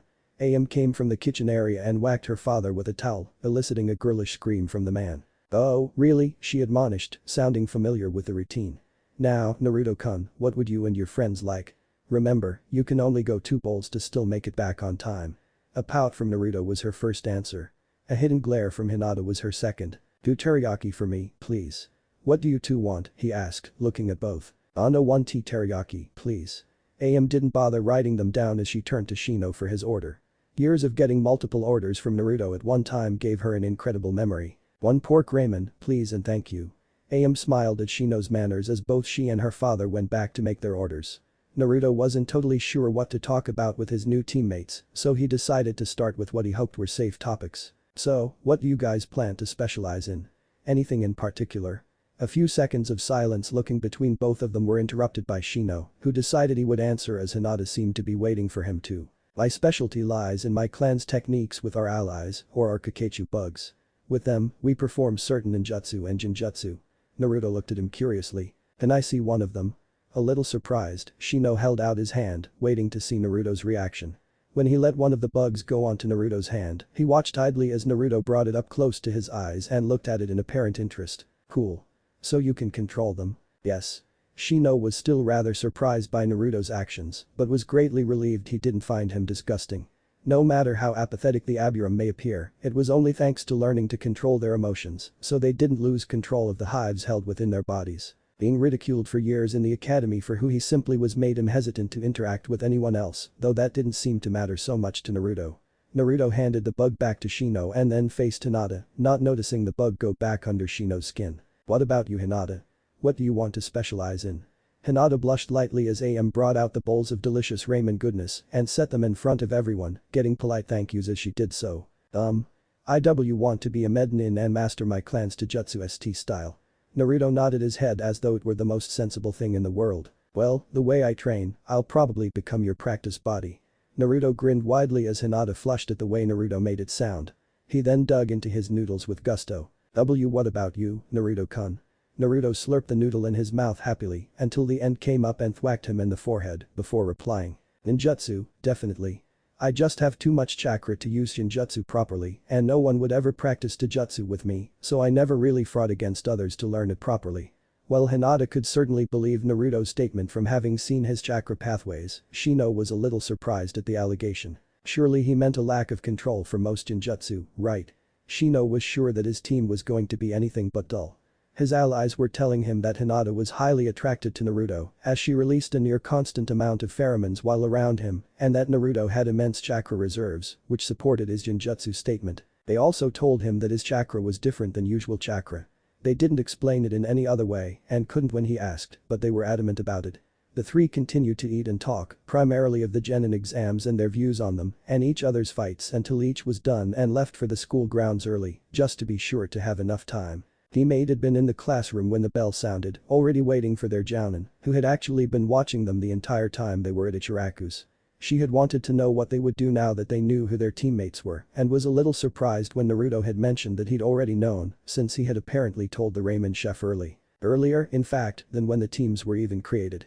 When they left, she had asked him when Naruto told him and, after a large amount of suspicious resistance as the old man and his daughter seemed very defensive towards the boy, found that it was the day after everyone had passed. She wasn't sure how he would have known or if maybe his knowing was somehow related to the Sandames changing the teams that Iruka had already prepared.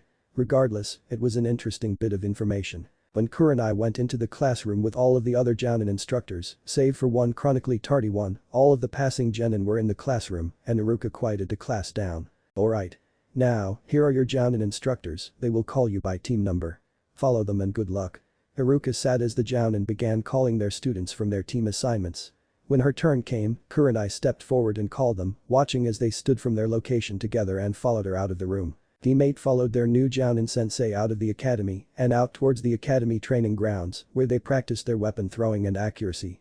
When they were all situated under the shade of a large tree, Kurenai began. Alright. Let's get this started with the basics.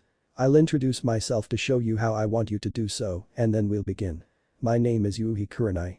I've been a Jounin for a little over 4 months now, since the last Jounin exams.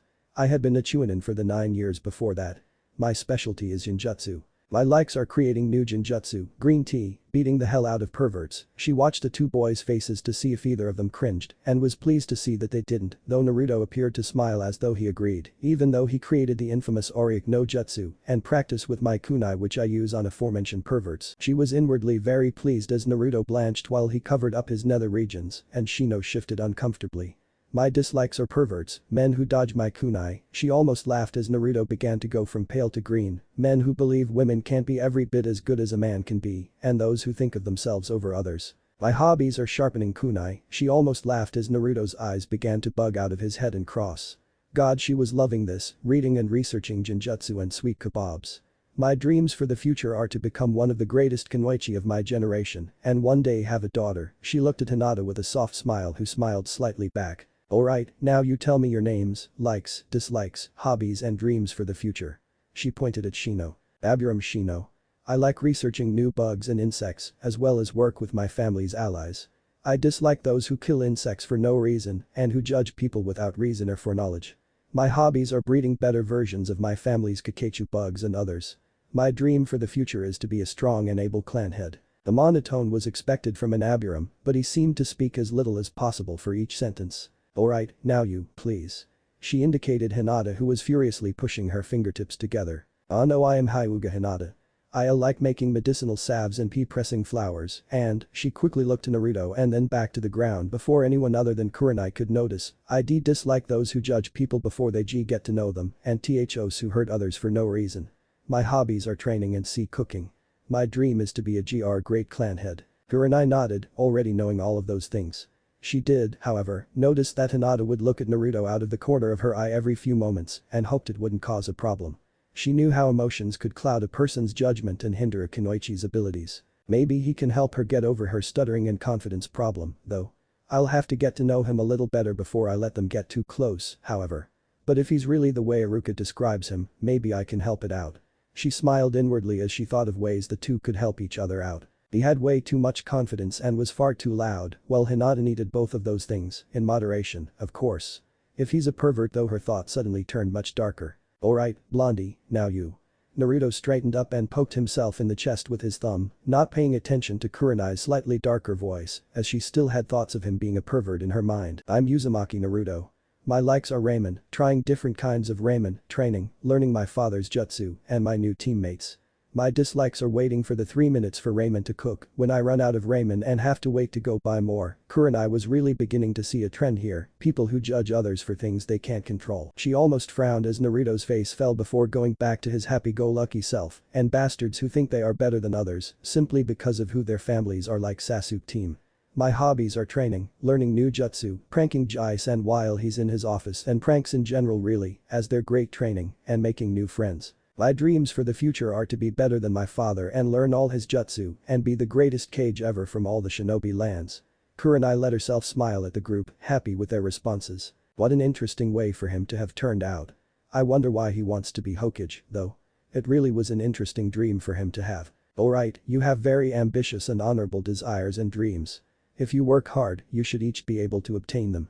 Shino appeared to still be stoic, while Hinata sat just a touch straighter.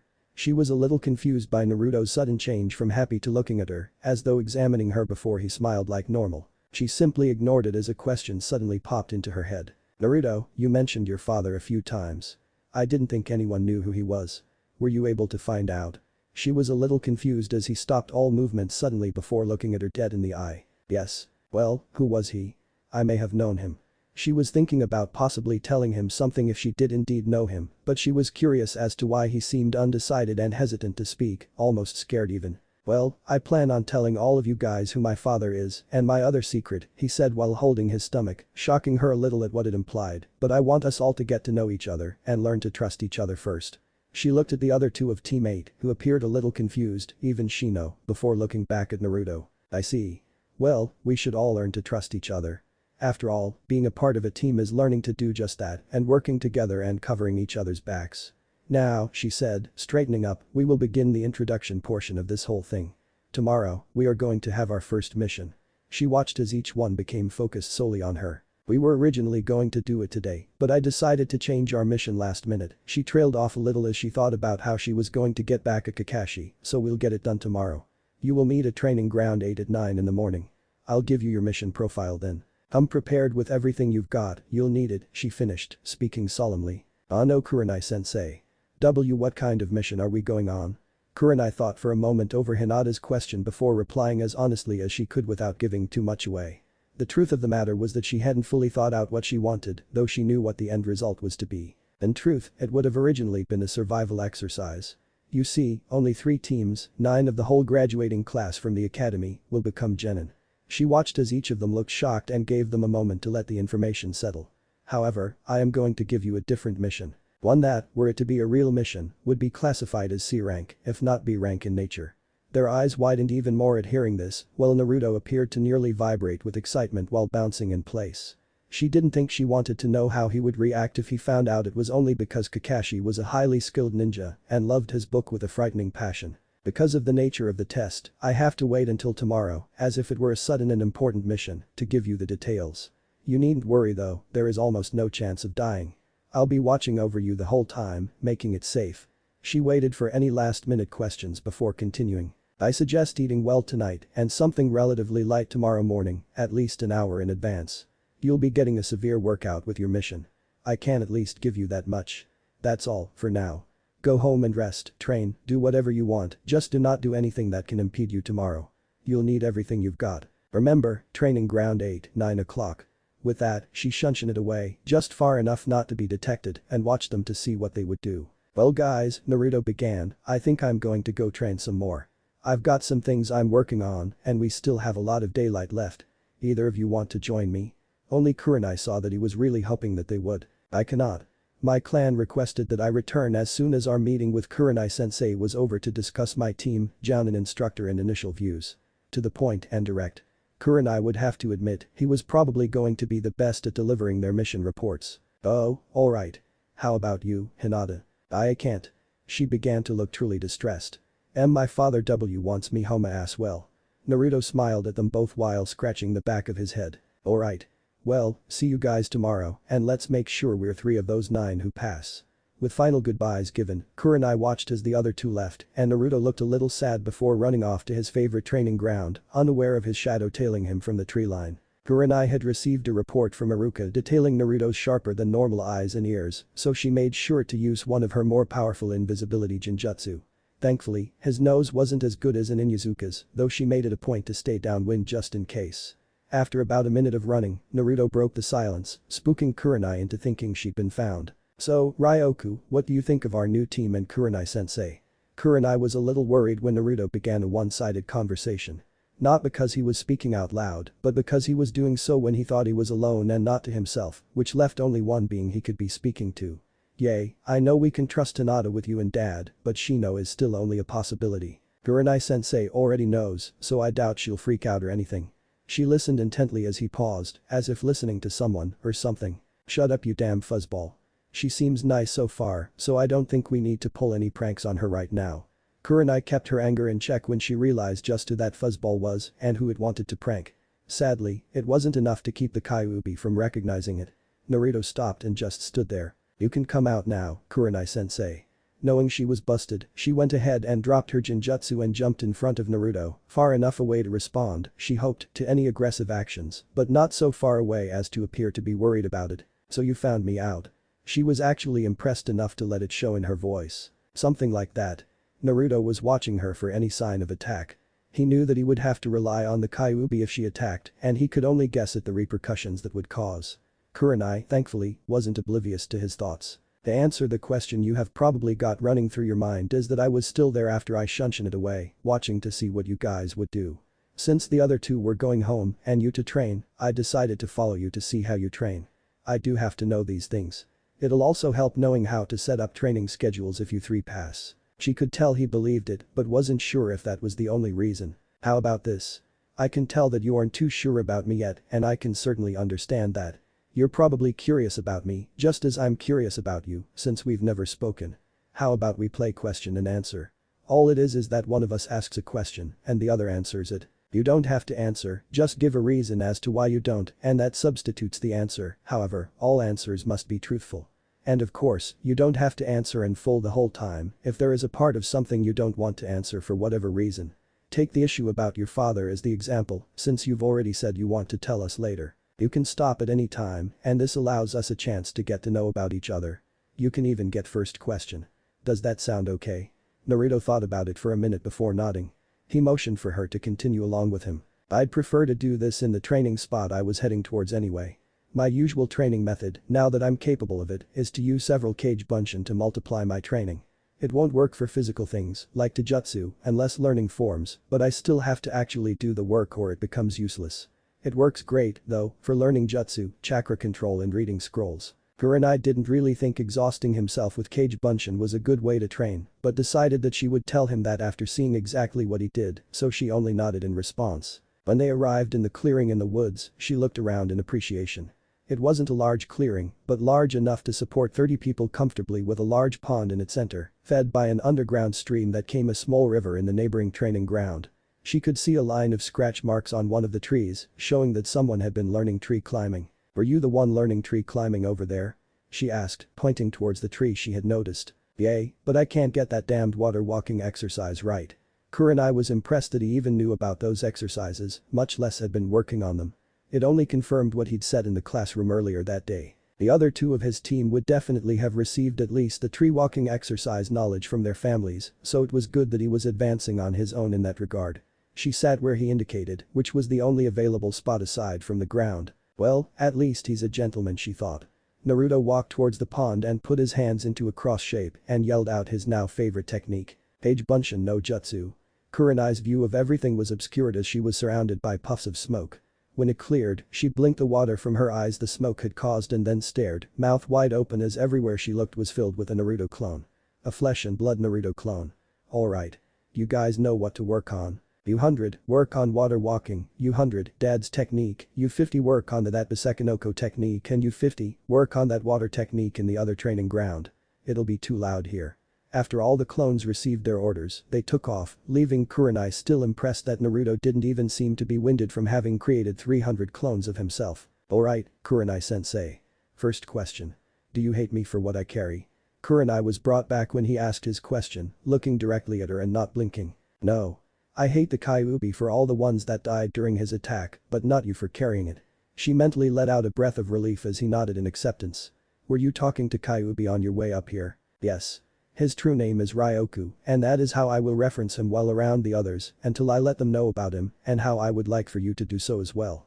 It allows it to be much easier without letting out the secret because he helps me a little, like with the tree climbing and water walking since it's his chakra that screws me up so badly. Kurenai took all of it in, though a little surprised at what she was hearing. She decided to continue and think over everything he explained later while she has plenty of time. Is your test tomorrow in any way an attempt to have me killed or attacked because of the Kyuubi? Kurenai's eyes widened at the insinuation. No. That had nothing to do with my planning of the test in any way. She wasn't sure if she should be upset at the question or sorry he had to ask it. You mentioned that the Kyuubi or Ryoku, he nodded to show she was correct with Kyuubi's name, helps you with chakra control and such. Does he try to talk you into giving him control?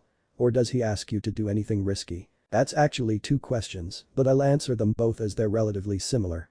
I can, and have always been able to, release Ryoku at will. He ignored her suddenly pale face and widened eyes. If I release him willingly, then he lives while I die, and if he breaks free of the seal on his own, then we both die. Because of the nature of the seal, I can actually release the seal up to a little over 2 minutes after my death. He ignored Kurenai's paling face, though he was a little surprised it could get wider. As for him having control, he can't exist in my body unless I give it to him, and even then, he has to remain partially in the seal, since he can't exist solely in my body. It's too much power for my human body right now, which is why he can't take me over without both of us dying. So, if he takes control, which he can't do right now because it would be bad for us both unless it's an emergency because it would deteriorate my body gradually, I can take control back at any time, unless I gave him control and allowed myself to die. I don't want to die anytime soon, so you have nothing to worry about. Kurenai's mind was nearly fried with that information, but she was able to get the basics.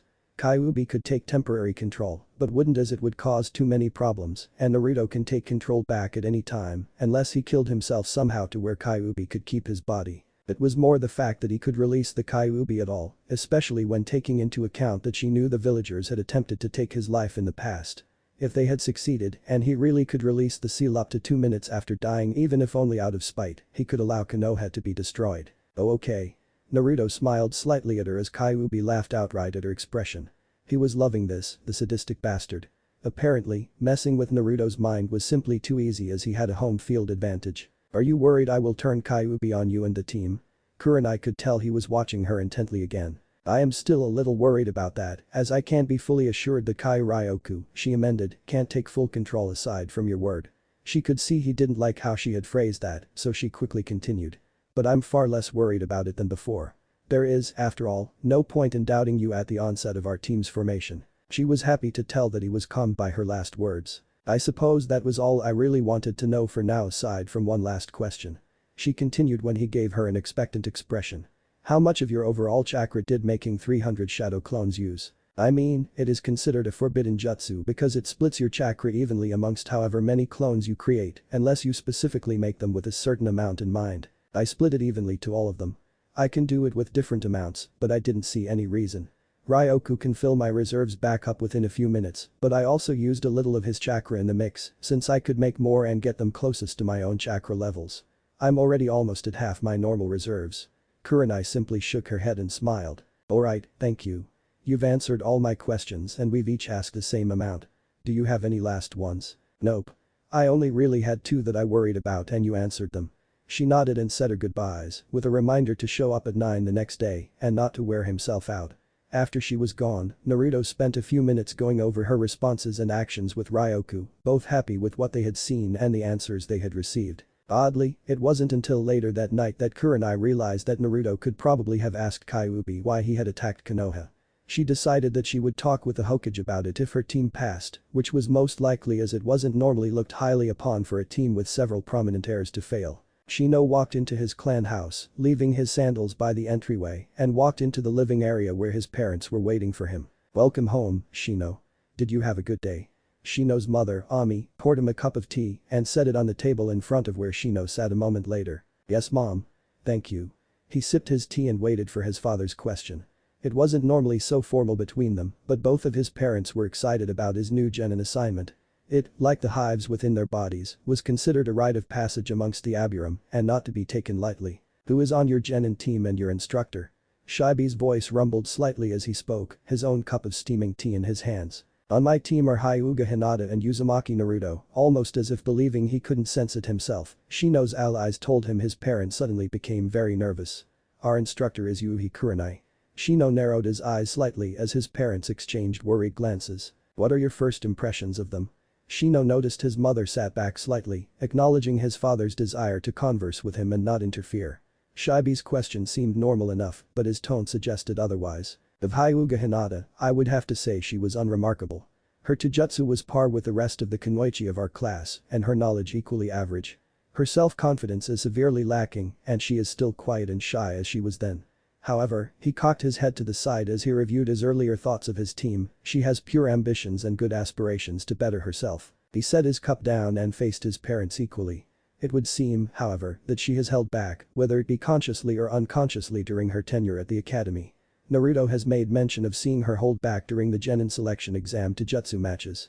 He paused to allow the information to process. He hadn't personally paid attention during the genin exams, but had decided to take Naruto's word for it when he mentioned it at lunch. "Of Uzumaki Naruto," he paused and frowned, trying to determine how best to phrase his answer. His allies also told him that they grew slightly more nervous. "Of Naruto-san, I knew him only in his pranks and hearing the whispers of the villagers. My allies always told me that he radiated sorrow, sadness and immense power, but I always saw him smiling and doing whatever he seemed to enjoy. His knowledge was, in theory, non-existent and his taijutsu skill abysmal at best. He was unable to perform the Bunshin or any genjutsu because, in his own words, he had too much chakra to properly perform those jutsu." He paused again, letting that information process before continuing. "His skills after graduation are more of a mystery than he is at this point," Shino stated. "He has a taijutsu form that he said he created that he showed during the exam. Also, he knows the Kage Bunshin technique and is capable of creating several hundred of these clones comfortably. He actually seems to be far more knowledgeable than his time at the academy has shown." Shino watched as his parents exchanged looks once again. "If there is something in particular you wish to know about Uzumaki-san, I would prefer you ask it directly." Shino didn't really mean to, but a hint of anger had escaped with his voice.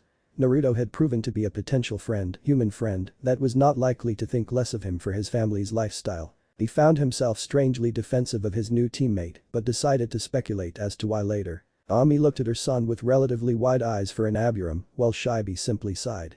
"Son, there are things we are not permitted to speak about or reference to when speaking of Uzumaki-san.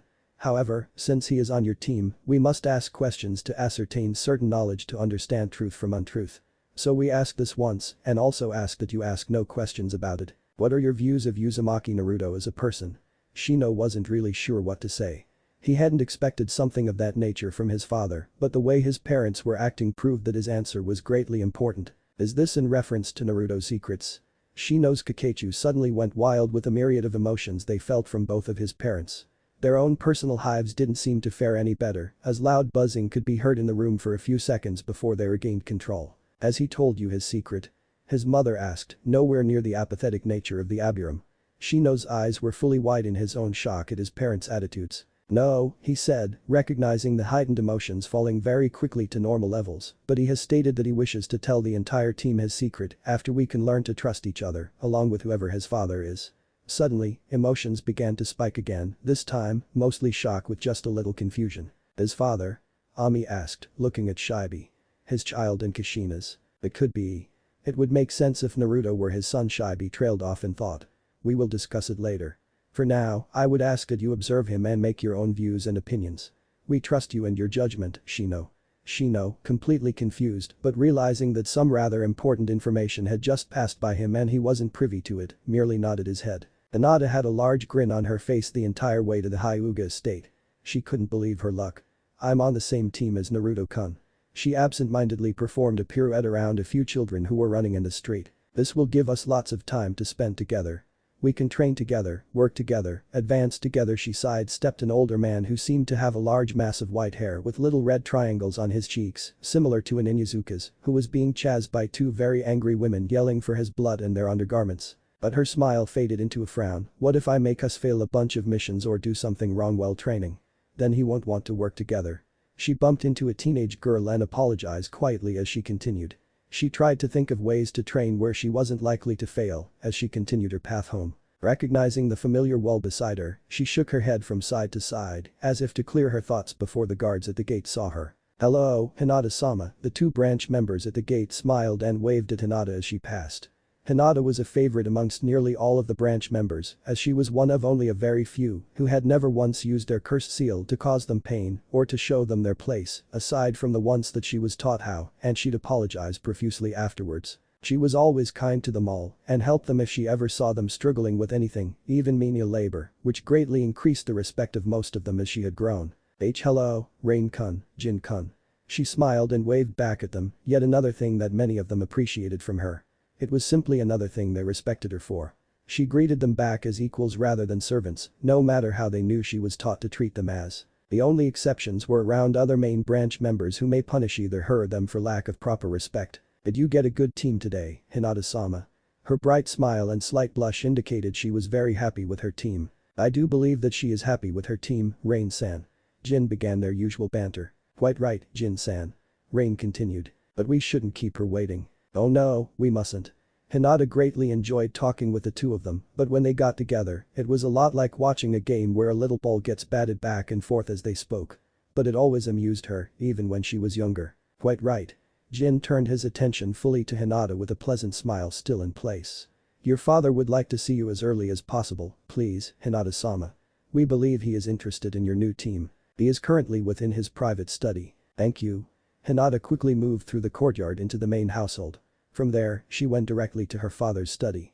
Once she knocked on the door, she counted out the usual 10 seconds before his voice responded. Enter. She mentally sighed in relief that he didn't sound angry, merely bored. She entered, closing the door behind her and then sat on the pillow in front of his desk, waiting for him to begin. He surprised her by doing so almost immediately, as he normally took several moments to finish, or at least pretend to finish, something that he would have had on his desk. I was told you wished to speak with me as soon as possible, father. Hinata looked towards the ground, where she normally looked when speaking with her father. She wasn't always sure where their relationship was. Sometimes, he was what she believed a father should be, loving, kind and caring, but then there were times where he was strict, hard and simply mean to her, with no discernible pattern to suggest which he would be. Correct. Who are your teammates and Jounin instructor, he asked. My Jounin instructor is Yuhi Kurenai. My teammates are Aburam Shino and Uzumaki Naruto. Hiashi made no outward appearance of his suddenly swift thinking. He knew Kurenai would be good for Hinata as an instructor, as she already cared deeply for Hinata. She would probably be able to help Hinata gain the self-confidence he had regrettably taken from her. The Aburam boy was from a respectable clan, even if greatly misunderstood. There would be no harm in her association with him. As far as Hiashi was aware, the boy had never caused any form of trouble. And hearing nothing was good. If he hadn't heard anything, then there wasn't anything to worry about for his clan's image. The Uzumaki boy, however, tell me of your team. I know Yuhi-san, so you needn't worry with her. But tell me of your two teammates. What are your impressions of them? He noticed the light blush that came over her cheeks, but thought nothing of it. They are both very strong. Shino works with Kakechu bugs and is very quiet. I don't know much about him yet. He watched as she suddenly began to blush more deeply and began to furiously push her index fingers together. Hiashi raised an eyebrow as he knew it to be a habit of hers for when she was nervous. And then Naruto-kun, Hiashi's mental eyebrow just skyrocketed at the term of familiarity, is very strong and powerful.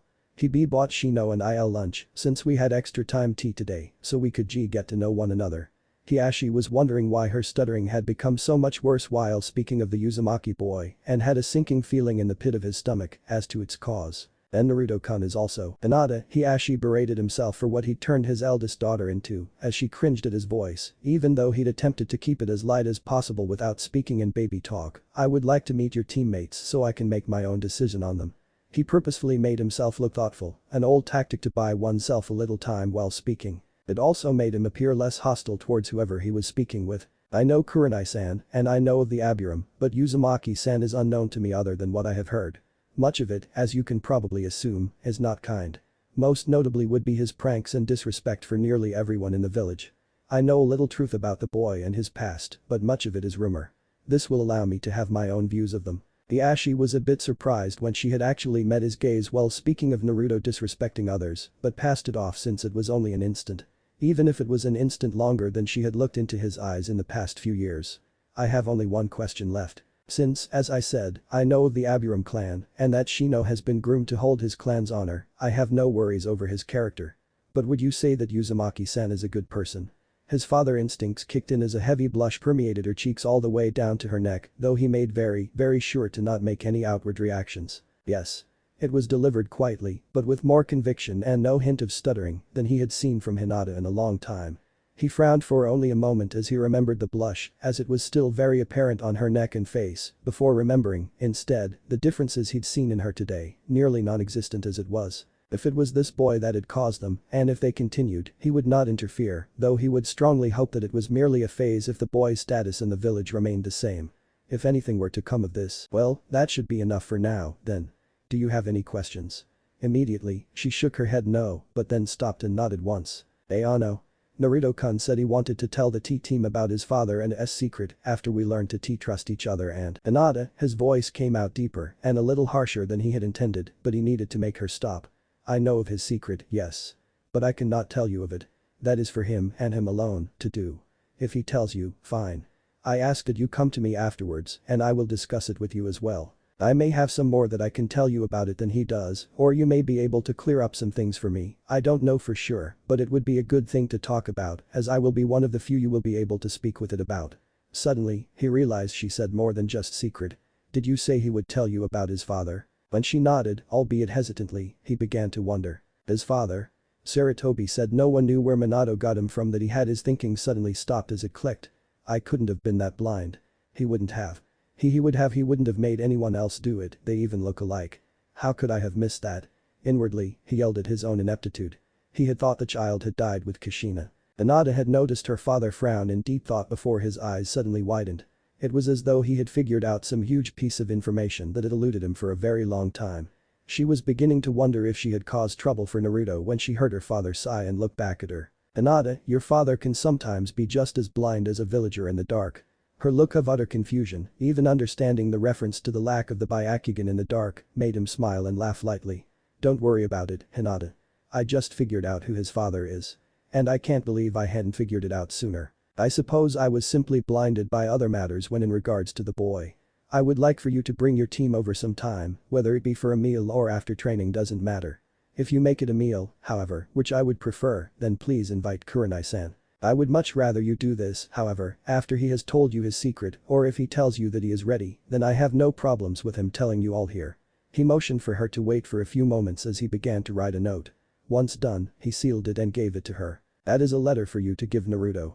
As I have little doubt he will ask you about it anyway, I will tell you that it explains that I wish to speak with him as I know of both his secret and his father and would like to speak with him about both. It also requests that he tell you, at the very least, about both sooner rather than later and while in my presence. Noticing she still looked confused, he finished, you will understand when he tells you, Hinata. Having absolutely no clue as to what had exactly happened, Hinata decided that she would give Naruto the note after their mission the next day, so it wouldn't weigh on either of their minds and sleep on everything. That day's events with her father just added into a long line of days, she didn't know what category to put in, father or clan head. There were only two things she was sure of. Naruto would have one heck of a secret and her father had apparently taken a liking to him, which gave her great hope for the future. Sarutobi walked into the lowest regions of Anbu headquarters, where he met up with two of the highest level shinobi in the village, members of his own special task force, known as Shadow.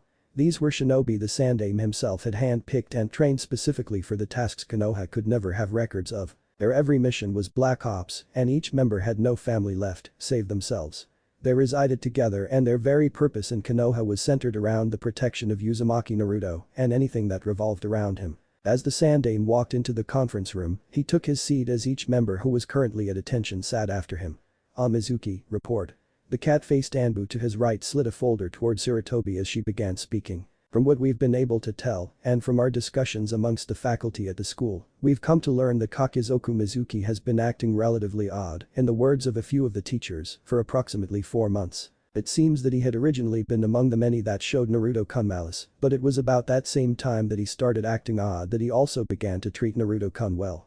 Sarutobi raised an eyebrow when Kat stopped for a breath and allowed him to let the information sink in. You mean he's been planning this for 4 months? Several Anbu in front of him seemed to nod. We believe so, but we are currently unable to find out for sure as Naruto-kun was quite thorough in his handling of Mizuki. Sarutobi had to keep the grin off of his face as he felt the satisfaction of each of the Anbu ahead of him seemed to radiate pride in the boy. What of the search of Mizuki's home? This time, a lizard-faced Anbu decided to answer him as he'd been the one to take control over the search itself. Quite a bit better, Hokage-sama. We've been able to gain proof he was working with someone but have so far been unable to figure out who exactly. We have a name of Rijin but haven't been able to associate it with anyone within Konoha. Therefore, we believe he was working with someone from another hidden village but will need to wait until Mizuki comes out of his coma before we can interrogate him. We have at least one of our own. Ahem. A rabbit-faced Anbu interrupted the lizard in an obviously female voice. Sorry. We have at least one of our own people, he stressed a word while looked towards Rabbit, probably with a glare, Sarutobi suspected, watching him at all times on top of the standard guards. We haven't noticed any attempts on his life or suspicious people about. Sarutobi nodded. How long should his coma last? The healers believe 3 weeks, give or take a few days, and not only will he be out of the coma, but they believe they will have him mostly patched up to leave, Rabbit answered. We have made sure, per your instructions, that only the head doctors know the truth, at least what they need to know of it, and that everyone knows they are the only ones who can clear him, and he should remain restrained at all times. Good. I want a team working on him as often as possible without risking any other patients in the hospital. The sooner he's fully healed, the sooner Ibiki gets to interrogate him. He looked at each of the attending men and women. Are there any other topics to discuss or questions? Just one thing we've been discussing in our own time, Hokage-sama, Squirrel began. Oh? What's that? Well, we were wondering whether or not you would be opposed to helping Naruto-kun's team with some of their training, if it would be okay with Kurenai-san. Sarutobi watched as Rabbit, Squirrel and Panda fidgeted slightly, unsure how he would take them bringing this topic up again. It was something that he'd had to fight against several times, and he was really beginning to lose arguments against it. With a sigh, he decided to give them the outright truth. To be quite frank, I'd love if you were able to train him. The obvious happiness the two female Anbu radiated made him feel all the worse, but to be honest, there are several people in Konoha who would act adversely if they knew he was gaining that kind of training. What if we could get them phone missions outside of Konoha for a month or 2 at a time and use it as training periods? Rabbit and Panda both looked over at Frog, who was usually the voice of the Hokage, telling them they shouldn't train him when he offered a real idea to help them. Sarutobi simply raised an eyebrow. That could work, but we've got too much to keep track of right now. For now, we'll give them at least a few months for their sensei to work on them to see how they work out as long as his team passes, otherwise, I'll find a way to allow you to work with them. The Anbu nodded, albeit reluctantly and sadly, already knowing it wasn't likely he'd fail, now that he made it this far. It has come to my attention that Naruto has been receiving some scrolls at random points in the past. Sandaime noticed that each of the Anbu suddenly seemed fidget and shift in their seats uncomfortably. Is there something wrong? While his question was innocent, to the guilty-minded, it seemed as if he was waiting for an admission.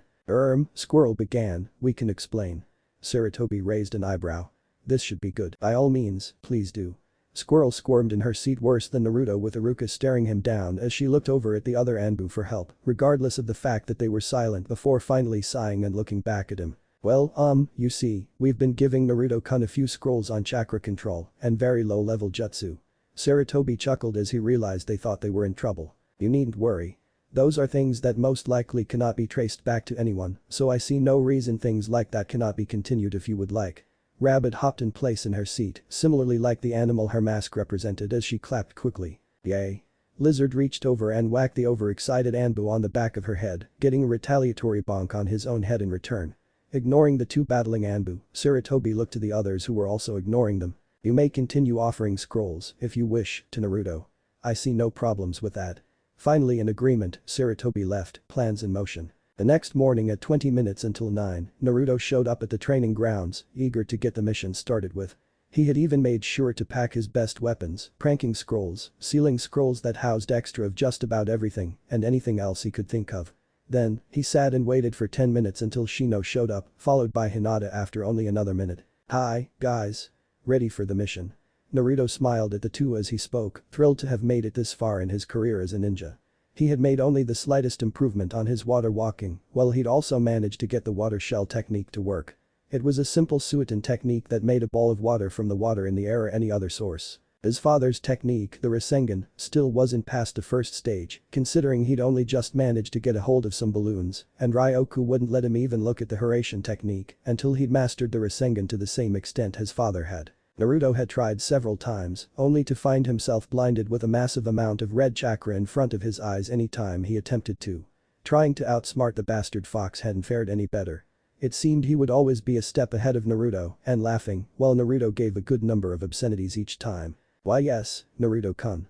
Hinata smiled at him, while Shino simply gave a slight nod of acknowledgement. The three of them sat comfortably, or as comfortably as they could with Naruto going on and on about his thoughts on what the mission would be, until Kurenai arrived a minute before 9. "Ah, you're all early. That's good. I like a prompt team." She trailed off and blinked a few times as Naruto bounced up and down in his spot on the ground while waving his hand in the air. Yes Naruto. What's the mission?" "What's the mission?" His two teammates' sweat dropped while a vein formed at Kurenai's temple. "This kid is going to be the death of me," she thought. "I was getting to that, Gaki." She pinched the bridge of her nose and closed her eyes for a moment to calm down. "Maybe I should have had more than those 2 cups of coffee," she thought. "Ugh. You've got way too much energy for this early in the morning, Naruto."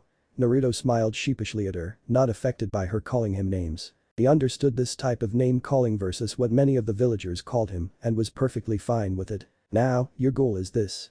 In approximately 1 hour, give or take 20 minutes, Hada Kakashi will be performing his genin survival test with Team 7 at their own training ground.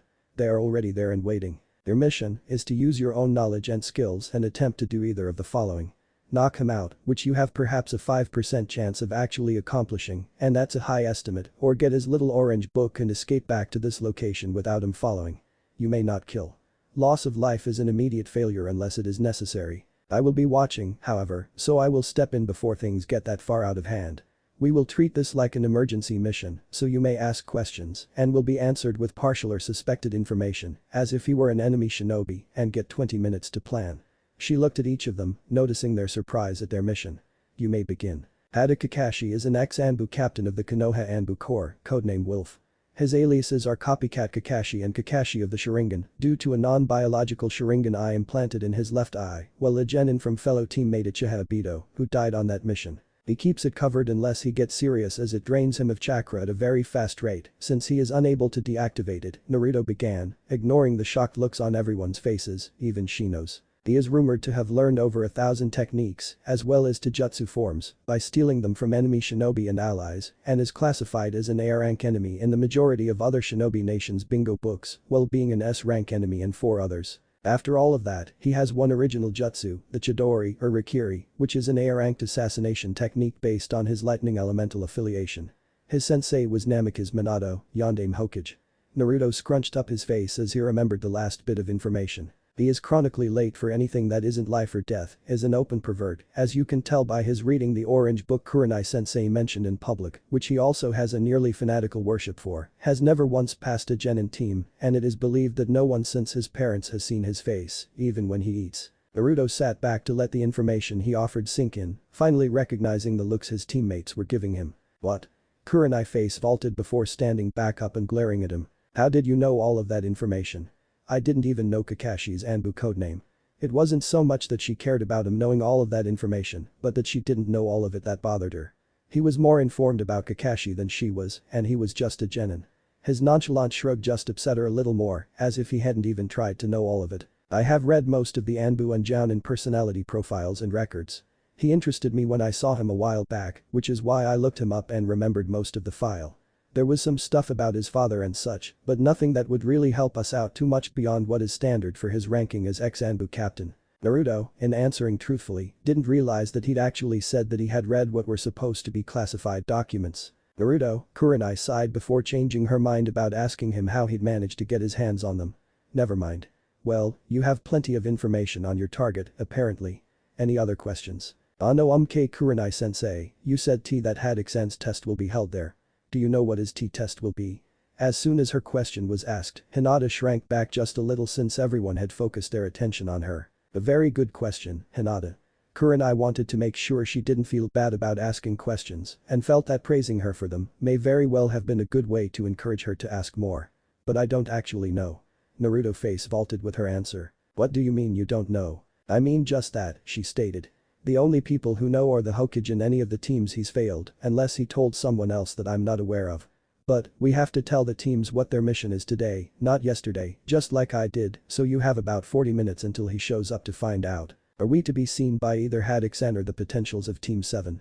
Shino's voice seemed to come from out of nowhere, spooking Naruto just a touch. Shino, man, you should speak up more often. You scared me. Everyone ignored Naruto while Kurenai answered. I would prefer you not to be seen by anyone until you begin your plan, whatever it may be, and after that, it won't really matter. Kurenai waited only a moment for any additional questions before ending the questioning phase. Alright. You've got about 35 minutes until Kakashi is likely to show up based on usual tardiness. There are no more questions to me. You do this on your own from this point. She watched as Naruto hopped up and landed on his butt in front of Hinata, who startled at the sudden and quick movement, and Shino, who didn't seem to react at all. Pulling off pranks for years has honed my ability for stealth. I've been outrunning Anbu for years now. If you two agree, I'd like to make some clones to scout training ground 7. My clones are capable of independent thought and actions, and I gain all knowledge they gained after they dispel, which I can make happen, or they can do so on their own if they get something important. Shino nodded while Hinata looked down and nodded as well. I would like each clone to carry a few of my allies, so they can then place themselves on the members of Team 7. Doing this, I will always know where they are located. They will also place themselves on Haddock so we know his location as well, Shino requested, while Naruto grinned brightly at him. That's a great idea. Being an ex-Anbu captain, I'm sure he's capable of the Kage Bunshin as well, so that, along with my clones and Hinata's Byakugan, should give us a nearly instant warning if we're found out. Naruto quickly made 30 clones that each took 5 of Shino's Kakechu bugs with them for seeding purposes. The clones quickly used a henge to transform into various wildlife, primarily squirrels and mice, and took off. I don't really think we can knock him out, he is a high-level ninja after all, so I think getting the book would be the best target. So what kinds of things do you guys think we should do? I agree. Even combined, our strengths are not likely to do much without risking severe injury, especially if he gets serious, which would likely end in our losing quite painfully. A distraction may be nice, but getting the book in the first place and then getting away will be the difficult parts. What do you think, Hinata-san? Shino was far from oblivious. He was well aware of what Kurenai was doing for Hinata and felt much the same. He had observed her in her time at the academy and, though she was an exceedingly nice person with a kind heart, she had a severe lack of self-confidence that simply threw him off. He hoped that bringing her into the conversation could allow her to open up with himself and the rest of the team, so she would at least be comfortable with them all as a whole, even if not individually, for now. I agree. But I don't know how we can get the book. Naruto watched as she shrank back a little when she admitted not being able to help with that plan, and then shrugged. We play to his weaknesses. When they looked at him, he explained. We just give him something more interesting to look at, he said with a grin. The three of them continued throwing ideas back and forth, pulling Hinata into the conversation with each idea and asking her own for specific ideas until they came up with something they thought would work out, with 2 backup plans for the biggest places they found that things could go wrong. Kurenai had to admit they had come up with 2 good ideas. She wasn't completely fond of Naruto's contributions, but would admit that they were genius for the situation. She was equally pleased with Hinata's own contribution to the second plan.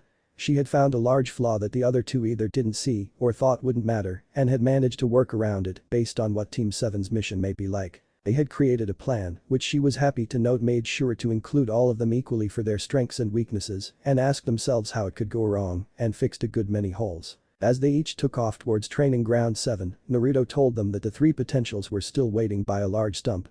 Kakashi had yet to arrive. The nada got into place downwind from the 3 members of Team 7 with Naruto and Shino, minding Kiba's sense of smell. She had been nervous since the planning for the mission they were now on had begun, as the other 2 members of her team obviously wouldn't continue without her input. While she was happy that they wanted her help and ideas, she was worried that her ideas would fail and make them all fail. Oh, why can't they see that my ideas are so bad? I'm always failing. Please don't let me cause them to fail too, they'll never forgive me. Naruto-kun will never forgive me, I'll ruin his dream of becoming Hokage. Her thoughts continued following the same trail, not even recognizing that she had actually helped her team fix what would have been a guaranteed failure in their plan. Like Kakechu bugs are on them. We will know their mission when Haddock-san arrives. Until then, I think we should remain as quiet as possible as Kiba and Akamaru have excellent hearing," he whispered in their ears. Hinata and Naruto nodded their understanding. They were far enough away that it was not likely that even Akamaru would hear them, since they didn't want Kakashi to sense them when he arrived. They were only close enough to view their targets, which was vital to the start of their plans. While Shino was conversing with his bugs, Naruto was speaking with the newly named Ryoku. "What do you think of our plans? Anything you would have changed?" Your plans were good. Not what I would have gone with, since you want the man to live, but I would have gone a little more in depth with the plans. There are a few holes still open, primarily since you don't know his fighting style. That, and we don't know what his mission for those three will be. Unless training chakra working with Naruto at night while he slept, Ryoku would have been sleeping. But with the fight coming up, he was wide awake and looking for some entertainment. Well, apparently, this guy isn't overly fond of either of us, since dad sacrificed himself to seal you and me. Kakashi arrived in a puff of smoke, heralded by Sakura and Kiba's twin shouts of his tardiness. That means that you can't use enough of my power to be sensed, so you're on your own. I'll be watching, but that's it. I understand. Naruto and the others shifted while waiting for Shino's report. A few minutes of Team 7 and Kakashi talking, and the three genin ran into the trees. Haddock has 2 bells that they must take from him in order to pass their test. It must be done by noon, which will be signified by an alarm clock on the stump. He has apparently told them not to eat breakfast as well, as he will make whoever fails to get a bell go without lunch. My allies say he has nothing in his hands. Didn't Kurenai-sensei say that 3 teams would pass? Why would he only have 2 bells? Possibly some hidden test. He is forcing them to work apart from each other. Shino turned to them after speaking. Alright, plan number 2 it is, then. The group took off for their assigned tasks once Hinata told them both which pocket currently held the little orange book. Naruto used every ounce of the stealth ability he had gained to come up a moderate distance to be only about 100 yards from Kakashi's current resting position, where his genin hopefuls had left him. He quickly created 2 cage bunshin, one with a normal amount of chakra and one with next to none, and, using his Warwick no Jutsu, had them hinge into a woman that had recently been on his bad side, Mitarashi Anko, for making him spill some of his ramen, and another woman, who was just simply a composition of features of random women throughout the village that he had just thrown together. He didn't want to use his original Warwick no Jutsu form as it was too recognizable.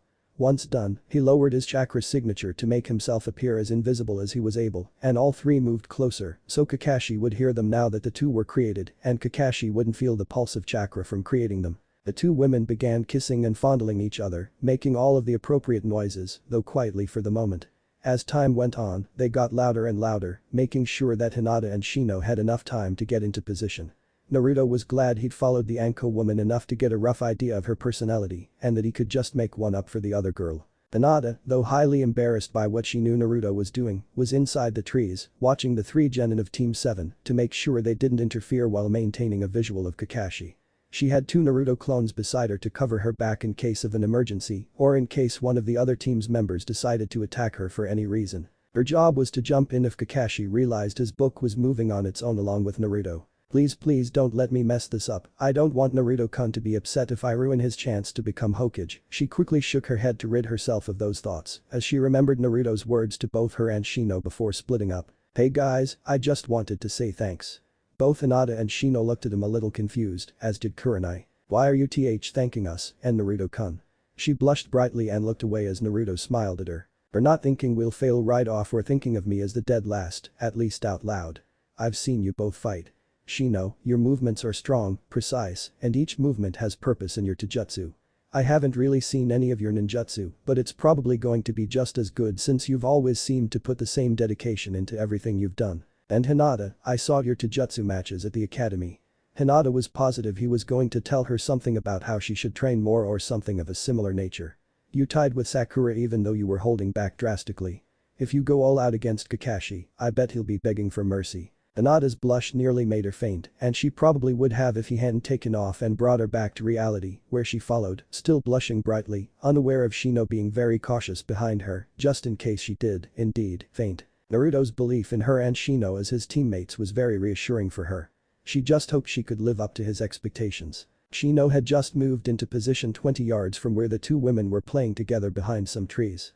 By this point, they were just about loud enough for Kakashi to hear them, which he was quite thankful for. He may be widely known as an apathetic Aburam, but even an Aburam knew when he should blush, and this was definitely one of those times. His position allowed him to hear but not see anything that was going on, which he wasn't sure if he was thankful for or not, since the two sounded like they were having a lot of fun. He knew that was the point, but really, there is a limit to how much a guy should be able to take. How am I going to look mother in the eye? Shino quickly pushed all thoughts out of his head aside from the mission when his allies told him that Kakashi had taken the bait. He double-checked with the bugs covering his body to make sure they were suppressing his chakra and scent, and then readied himself to command his small army and jump in if the plan failed to that point. Kakashi was truly beginning to wonder what was going on. He didn't expect Sasuke to come out for him yet, as he was the type to gauge his enemy first, and Sakura wouldn't make a move without getting some form of plan together first. And she certainly wasn't the type to go in for an attack when she didn't know what to do. Hiba, however, he had expected to come after him within the first few minutes. The boy was headstrong, rash and thought much like an animal, go straight in for the kill. It was certainly easy enough to sense their chakra and figure out where they were. Hiba was practically broadcasting his location, probably not trying to suppress his chakra at all, followed by Sasuke, whom he had to actively search for, and then Sakura, who he was actually having trouble finding, though he could still sense her. It was when he was searching for Sakura's chakra that he sensed two others, very different in levels, about 60 yards away from him. Not sure who they were, he started moving closer, only to become surprised and somewhat happy to hear feminine giggling. Able to tell that one of the people had ninja-like chakra reserves, or at least higher than any civilian, he stealthily made his way towards them, unaware that 3 separate people were tracking him the entire way. At the final few yards, he silently crept towards the sounds of what he could now tell to be not one, but 2 women giggling and the occasional smacking or slurping sound. His mind, already filled with thoughts of Icha paradise, had a very good idea of what was going on. The last 30 yards, he had taken to the trees so as not to make too much noise and because he could look further without worrying about being seen as easily.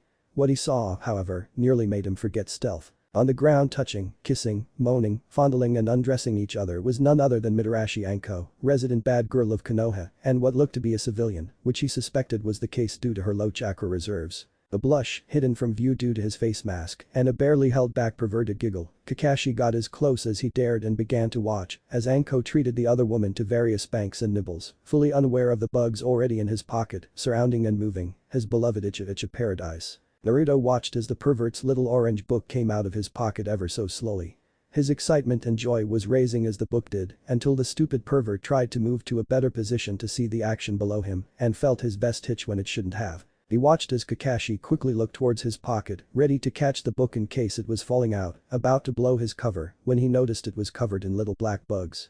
Though confused, he immediately jumped down and took the book out himself, shaking off the Kakachu bugs. Naruto, knowing that now was his chance, let the naked random villager and Anko clones jump up and began to distract him, making a few additional clones, who all used a henge as soon as they were created to either look like the Anko clone or a little orange book. Sorry, Kakashi, but your little peep show is over. Kakashi was fighting his senses that kept telling him to watch her bouncing as she spoke and was about to respond when several of the clones rushed in for a quick attack. Unable to put his book back in time, he simply dodged and raised a single visible eyebrow. I don't know who you are, but you are obviously not Anko. You don't have her evil smirk, her speeder fighting style. So whoever you are, you had better show yourself now, or I'll be forced to kill you. All of the Anko clones smirked exactly as the real one would, causing Kakashi to shiver, though not only in fear. Yes, he would have been scared had it really been her, or at least worried, but when you know it's a clone and the top half of her is naked, you can't help but enjoy the sight. When they all poofed into smoke, he knew he was going to see the real face of his attacker. However, when a short blonde-haired boy in bright orange was standing there when the smoke cleared, he paled drastically at the realization of who exactly he had just been ogling. What the hell? Kakashi almost broke down and cried. He probably would have, as he knew that he had nothing to fear from the blonde boy, but his sixth sense kicked in, and he moved just in time to avoid a Jaiken strike at the base of his neck that would have knocked him out cold.